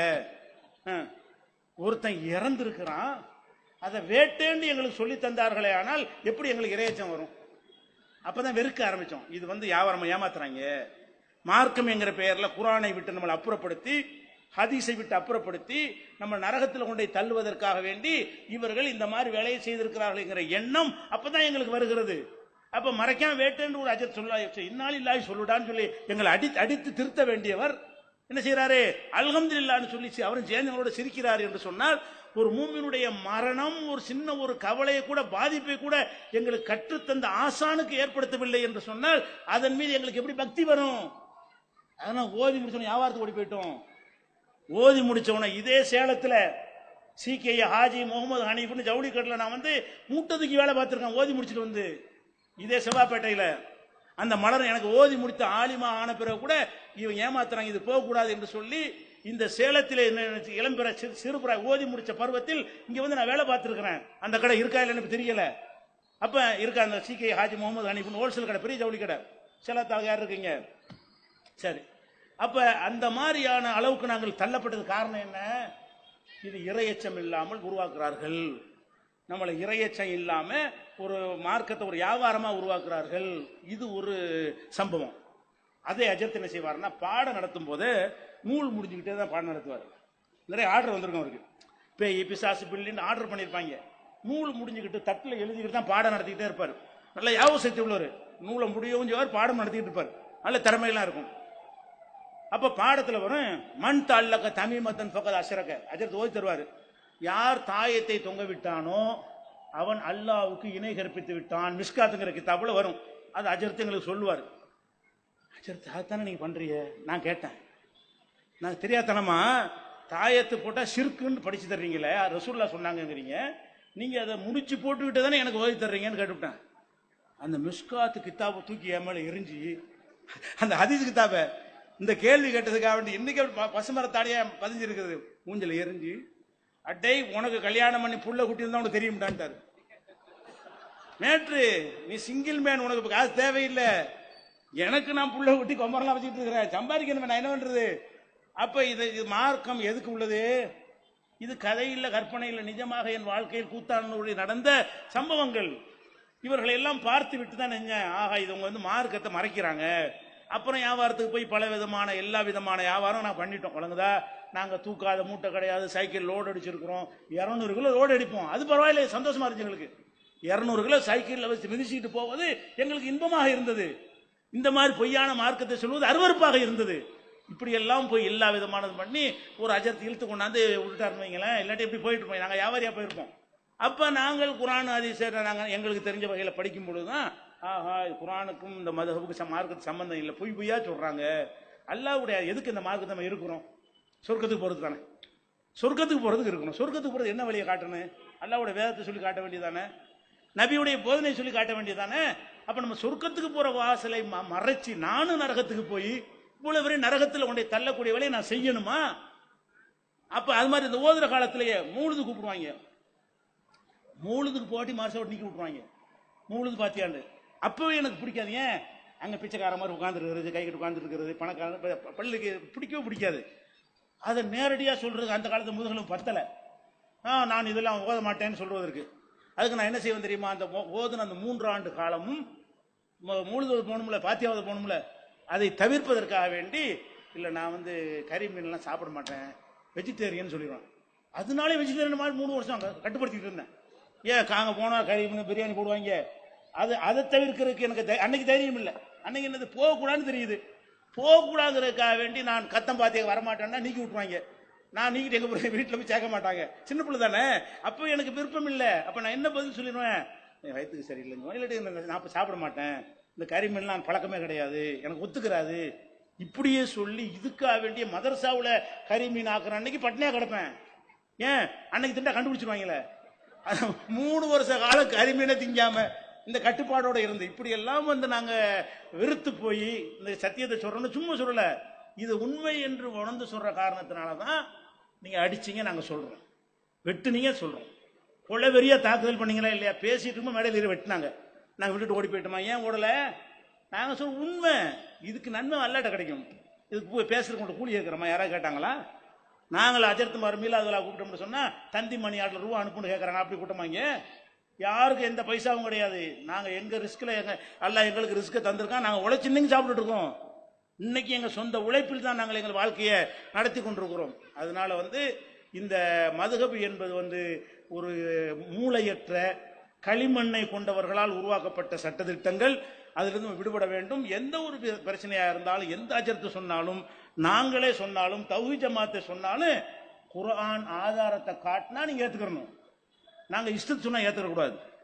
நபிகள் நாயகம் சொன்னார்கள் என்று ஹதீஸ் ஆதாரத்தோடு காட்டினால் நீங்க ஏற்றுக்கொள்ள வேண்டும். இது இல்லாம எவன் சொன்னாலும் சரி, எவ்வளவு பெரிய பேர் பெற்ற ஆள் சொன்னாலும் சரி, அதை மார்க்கம் என்று நம்பி நீங்கள் செயல்பட்டால் அதனுடைய இறுதி பரிசு நரகம். அப்படி செல்லாமல் அல்லாஹ் நம் அனைவரையும் காத்து அருள் புரிவானாக. வாஹிர் தாவானா அல்ஹம்துலில்லாஹி ரப்பில் ஆலமீன். சொல்லுவாங்க ஒரு கருத்து, இந்த அப்துல் கலாம் சிலையில ஒரு கருத்து சொல்லுகள் எழுதி கொடுத்துருக்காங்க. அப்துல் கலாம் சிலை அருகில கீதையை வச்சிருக்கிறாங்க, அவர் முஸ்லீமு, அவர் சிலைக்கு பக்கத்தில் கீதையை வச்சிருக்கிறாங்க, வீணை வாசிக்கிற மாதிரி வச்சிருக்கிறாங்க, அவருக்கு சிலை வச்சிருக்கிறாங்க, அதை பத்தி உங்க கருத்து என்ன அப்படின்னு கேட்கிறான். தௌஹீத் ஜமாத்தை பொறுத்த வரைக்கும் உண்மையை சொல்வதற்கு யாருக்கும் பயப்படாது, விளங்குதா? சத்தியத்தை சொல்வதற்கு எந்த மூடி முளைச்சு பூசி மொழி அந்த விளையாட்டுலாம் கிடையாது. தௌஹீத் ஜமாத்துடைய நிலைப்பாட்டு பிரகாரம் அப்துல் கலாம் என்பவர் அவர் முஸ்லிம் கிடையாது, தெளிவா சொல்றோம். அவருடைய பேர் அப்துல் கலாம், பேரை வைத்த ஒருத்தர் முஸ்லீம் இல்லை. அல்லாவை மாத்திரம் வணங்குறவன் தான் முஸ்லீம். அவர் சிலைகளை வணங்கினார், நிர்வாண சாமியார்கள்ட்ட போய் ஆசி வாங்கினார். அப்பவும் இஸ்லாத்துக்கு போயிடுவார். ஒருத்தர் சிலை வணங்கி விட்டால் முஸ்லீமா இருக்க முடியாது. நிர்வாணமா உட்கார்ந்துருக்காங்க, அவன் பக்கத்தில் போய் கை கட்டி உட்கார்ந்து இருக்கிற ஒரு ஆளு ஒரு பகுத்தறிவாதியா விஞ்ஞானியா? ஒரு விஞ்ஞானி அறிய வேண்டியது இவன் மனுஷன், நானும் மனுஷன் அறிய வேணாம். மலஜலத்தை சுமந்துக்கிட்டு ட்ரெஸ் போடணும்ன்ற ஒரு அறிவு கூட இல்லாத ஒருத்தனை மதிச்சு இவன் போய் மண்டிட்டு உட்கார்ந்துட்டு இருக்கிறான். இவன் ஜனாதிபதி. இப்படி ஒரு கேவலத்தை ஏற்படுத்தியவர் யாரு? அப்துல் கலாம் என்பவர். அவர் முஸ்லீமாக வாழவில்லை, அவர் தன்னை முஸ்லீம் என்று சொல்லிக் கொண்டதும் இல்லை. அவர் அவரை ஜனாதிபதி எப்படி வந்தாரு? சுதந்திர போராட்ட தியாகி. அவரு ஜனாதிபதி ஆகுறதுக்கு முன்னாடி நாட்டு மக்களுக்கு அதை இதை பாடுபட்டு உழைச்சி அப்படிலாம் பேப்பர் கேள்விப்பட்டிருக்கல. அவரை ஜனாதிபதினு அறிவிக்கிற தேதிக்கு முன்னாடி வரைக்கும் இந்த மனுஷன் பேரையாச்சும் யாராவது கேள்விப்பட்டீங்களா? ஒன்றும் கிடையாது. இவர் ஒரு அரசாங்க ஊழியர். விஞ்ஞானிகள் ஒரு ஆள் தான் விஞ்ஞானி காட்டுறாங்க, அவளும் பொய். அது பெரிய ஆயிரக்கணக்கான பேர் கொண்ட ஒரு குழு, அதில் ஒரு ஆள் இவர். நல்லா விளங்கிருங்க. ஆயிரக்கணக்கான பேர் விஞ்ஞானிகள் உட்கார்ந்து பல துறைகளில் ஒருத்தன் நட்டை செய்வான், ஒருத்தன் போல்ட்டை செய்வான், ஒருத்தன் ஸ்பிரிங்கை செய்வான். இப்படி பலவிதமான விஷயங்கள் ராக்கெட்டுக்கு அதுக்கு நடந்து கொண்டிருக்கும். ஆயிரக்கணக்கான ஊழியர்களில் ஒரு ஊழியராக இருந்தவர் தானே தவிர இவரே தான் நாயகனும் கிடையாது. நல்லா விளங்கிருங்க. இந்த ஆள் இருக்கும் பொழுது அங்க எல்லாம் இந்த ஆர்எஸ்எஸ் சித்தாந்தம் உள்ளவங்க ஜாஸ்தியா இருப்பாங்க. அவங்களுடைய பழைய பிள்ளை என்ன பண்ணிட்டாருன்னு கேட்டா, இவர் அப்படியே அவங்க மாதிரி ஆகி சாமி கும்பிடுறது, அது மாதிரியா நடந்துக்கிறது, அந்த மாதிரி சாமிகள்கிட்ட ஆசீர்வாதம் வாங்க, இப்படிலாம் நடந்த உடனே வாஜ்பாயிட்ட போய் சொல்றாங்க, நம்ம நினைக்கிற மாதிரி ஒருத்தன் சிக்கி இருக்கிறான், ஒரு பாயி என்ன சிக்கி இருக்கிறான். அவங்க என்ன செய்யறாங்க, நீ பேருக்கு முஸ்லீமா இருந்துக்க, கல்லு மண்ணெலாம் வணங்கு, உன்னைய மதிப்போம், இஸ்லாத்மிய பேரை வச்சுக்க, இஸ்லாத்தை விட்டு உனக்கு எங்கேயும் வச்சிருவோம் அப்படிங்கிற மாதிரி சித்தாந்தம் இருக்குது. அது ஆர்எஸ்எஸ் சித்தாந்தம். அந்த சித்தாந்தத்துக்கு ஒருத்த மாட்டிக்கிட்டான்னு சொன்ன உடனே வாஜ்பாய் என்ன செய்யறாரு, அவர் ஆய்வு பண்றாரு. அவர் சங்கராச்சாரியர் ஆசி வாங்க போறாரு. அங்க போறாரு, ஒரு சாமியார விட மாட்டேங்கிறாரு, ஒரு கோயில விட மாட்டேங்கிறாரு. நிர்வாணமா இருந்தவங்க விழுந்தா தான் கிடைக்கும்னா அதுக்கு போய் உட்கார்ந்துட்டு இருக்கிறாருன்னு கேள்விப்பட்ட உடனே இவன் தான் நமக்கு சரியான ஆளு அப்படின்னு சொல்லிதான் இவரை ஜனாதிபதி அறிவிச்சாங்களே தவிர, அறிவிக்கிறதுக்கு முன்னாடி இவரை யாருக்கும் தெரியாது. 1000 விஞ்ஞானிகள் ஒருவர் என்று தெரியுமே தவிர மத்தெல்லாம் பில்டப் விடுவாங்க, அவ்வளவு பொய். அவரை பத்தி ஒண்ணுமே அதுக்கு பிந்திதான் என்ன செய்ய ஒண்ணும் கிடையாது. அந்த பேரை வச்சுக்கிட்டு எல்லாம் நிகழ்ச்சியெல்லாம் கூப்பிடுவாங்க, அவ்வளவுதான், வேற ஒண்ணும் கிடையாது. அப்ப அவர் போய் நினைச்சாரு, இந்த சங் பரிவாரத்தினுடைய உறுப்பினர் கார்டு வாங்காம ஒரு ஆர்எஸ்எஸ் வாதியா நடந்து கொண்டார். நம்மை பொறுத்த வரைக்கும் அவருக்கு பகவத்கீதை வைப்பதுதான் கரெக்ட். அவர் நெத்தில பட்டை அடிச்சு விட்டால் இன்னும் பெட்டர், அல்ஹம்துலில்லாஹ், சந்தோஷப்படுவோம். சிரிக்கிற சொல்ல எங்களுக்கு எந்த வருத்தமும் கிடையாது. அவர் வீணை வாசிக்கிற மாதிரி இருந்தாலும் சரி, இப்படி காஸ்தாமா நிர்வாண சாமியார்ட்ட கும்பிட்டார அதை கூட சிலையா வச்சுக்க, எங்களுக்கு எந்த வருத்தம். ஏன் அவரே நான் வந்து சிலை வணங்கின்னு சொன்னவருக்கு சிலை வச்சா என்ன, வைக்காட்டி எங்களுக்கு என்ன? குரானை கொண்டு வச்சு பக்கத்தில் வச்சிருக்காங்க, எவனோ சொன்னதுக்காக வேண்டி. குரானை வச்சா குரானுக்கு இழிவுன்னு போராட்டம் எல்லாம் நினைச்சிட்டு இருக்கும்போது அவங்களே போராட்டம் தூக்கிட்டாங்க. இன்னைக்கு குரானை கொண்டு ஏன்டா அவங்க ஆள்ல கொண்டு வைக்கிற? குரான் எவ்வளவு புனிதமான வேதம், அதை ஏன் கொண்டு வைக்கிற? நீ குரானையும் வைக்காத, பைபிளையும் வைக்காத, நீ வைக்கிறது பகவத்கீதை, ராமாயணம், உன்னுடைய எல்லா புராணத்தையும் கொண்டு வை, பூணூல கூட ஒன்று போட்டு விட்டுக்க, எங்களுக்கு எந்த ஒரு மறுப்பும் கிடையாது. அவர் இஸ்லாமிய சமூகத்தில் ஒட்டவும் இல்லை. முஸ்லிம்களுக்கு குஜராத் போன்ற கலவரங்கள்ல பாதிப்பு ஏற்படுத்த வாயை கூட திறந்தது இல்லை. அவர் இவ்வளவு பெரிய அநியாயம் நாட்டு நடக்கலாமா என்று என்ன செஞ்சிடல. முஸ்லிம்களுக்காக, முஸ்லிம் சமுதாயத்துக்காகவும் அது அநியாயம் செய்யப்படும் போது சும்மா ஒரு குரல் கொடுக்க வேணாம். இவ்வளவு கொத்து கொத்தா கொள்றாங்கன்னு கூட ஒரு வாயை திறந்தாருன்னா திறந்ததும் இல்லை. அப்ப அவரை வைத்து கோடாலி காமம்பாங்கல்ல, கோடாலி காமம்னா என்னது? மரத்தை வெட்டுறதுக்கு இந்த இரும்பு தானே வெட்டுது, கோடாலியில் இரும்பு தான் வெட்டும். இரும்பு தன்னால வெட்டுமா? இரும்புக்கு மரம் துணை செய்யணும். மரத்தை வெட்டுறதுக்கு மரத்தினால கோடாலி காம்பு போடுறான்ல, அந்த மரத்தை வச்சு தான் என்ன செய்ய முடியும், வெட்ட முடியும். நம்மளை வெட்டுவதற்கு இந்த கோடாலி காம்பை வச்சுக்கிட்டு என்ன செய்யறாங்க, வெட்டுறாங்க. அதான் வெட்டுறதை தவிர இவரை பத்தி ஒரு கணக்கில் எடுத்து அவரை வந்து கோவில் கட்டினா கூட நம்ம மறுப்பு கிடையாது. நீ சிலை வச்சாலும் தப்பு கிடையாது, என்ன வேணாலும் போய் பண்ணிட்டு போ, எங்களுக்கு எதுவும் மறுப்பு கிடையாது. எங்க கலர் குத்தாம இருந்தா போதும். நம்ம ஆளுக்கு விளங்காம இஸ்லாம் இயக்கம் நடத்துறோங்கிற பேர்ல வந்துகிட்டு எப்படி பகவத்கீதை வைக்கலாம்? என்னது, என்னடா பகவத்கீதை? அவன் யார் அவனுக்கு 5 வேளை தொழுகையாளி? அவரு அப்துல் கலாம் அல்லாஹ் வணங்கினவரா? அப்ப என்னத்துக்காக வேண்டி அவரை அவரை பேரை தமிழ் மதம் மாறி போய்விட்டார். ஏன் அவரை சொந்தம் கொண்டாடுறீங்க? ஏன் கலவரத்தை உண்டாக்க பாக்குறீங்க? போய் சேர்ந்தவரை விட்டுட்டு போங்களேன். நம்ம அப்துல் கார் ஒருத்தர் இருக்காரு, இஸ்லாம் வேணான்னு போயிட்டாரு, அவர் போய் எரிச்சா உனக்கு என்ன? அப்துல் காரை இருந்தவர் கொண்டு இணைஞ்சிட்டாங்க, மதம் மாறி போயிட்டாருன்னு அவங்க எரிக்க அந்த சமுதாயம் கூட்டிட்டு போனாங்க. நீ ஏன் சண்டைக்கு போற? எங்களுக்கு விரும்பி வந்தோம் வரட்டும். ஏன் ராமசாமி இருந்து அப்துல் காரை வந்து தள்ள தூக்கி கொண்டாடுவோம். ஏன்? இந்த கொள்கைக்காகத்தான். அதனால அப்துல் கலாமை பொறுத்த வரைக்கும் இதுக்கு போட்டு கதரா கட்டி விட்டாங்க, கோயில் கட்டி விட்டாங்கன்னா அது கட்டாம ரெண்டு செய்வாங்க. அவருக்கு ஏற்றதானே செய்யறாங்க. அவர் எதை விரும்பினாரோ எப்படி நடந்தார் அதைத்தானே செய்யறாங்க. அவருக்கு ஏற்றதை செய்யும் பொழுது அப்படி பஞ்சாயத்து ஆகிட்டு இருக்கிறீங்க. இந்த ஒரு கண்டுக்கிறவே செய்யாது, அது ஒரு மேற்றாவே எடுத்துக்கிறாதீங்க. அதான் தௌஹீத் நிலைப்பாடு. அவர் அந்த பகவத்கீதையை கரெக்டா தான் நரேந்திர மோடி RSS ஆட்கள் கரெக்டா அது கணித்து, இவர் இதுக்குரிய ஆள் தான், சிக்கந்தர் பகத் மாதிரி, முக்தார் அப்பாஸ் நக்வி மாதிரி இவர் ஒரு ஆள் கிடைச்சிருக்காருன்னு சொல்லி செய்யறாங்க. அதுல வந்து நம்ம கவலைப்படுற உண்மை கிடையாது. ஒரு அப்துல் கலாம் போனதுக்கு 1000 பேருக்கு மேல பெரிய பெரிய விஞ்ஞானிகள் கூட்டம் சேர்ந்துகிட்டு இருக்கான். வழங்குதா? இவர்னால எல்லாம் இஸ்லாத்துக்கு பெருமை இல்லை. இஸ்லாத்தில் அவர் இருந்தால் அவருக்கு பெருமை. இஸ்லாத்தை விட்டு போனால் இஸ்லாத்துக்கு எந்த சிறுமையும் கிடையாது, வளர்ந்துகிட்டு தான் இருக்குது. இவர் போனதுனால இஸ்லாத்துக்கு போயிருச்சா? இன்னைக்கு வளர்ந்து கொண்டே இருக்கிற ஒரே மார்க்கமாக இந்த மார்க்கம் இருக்கிறது.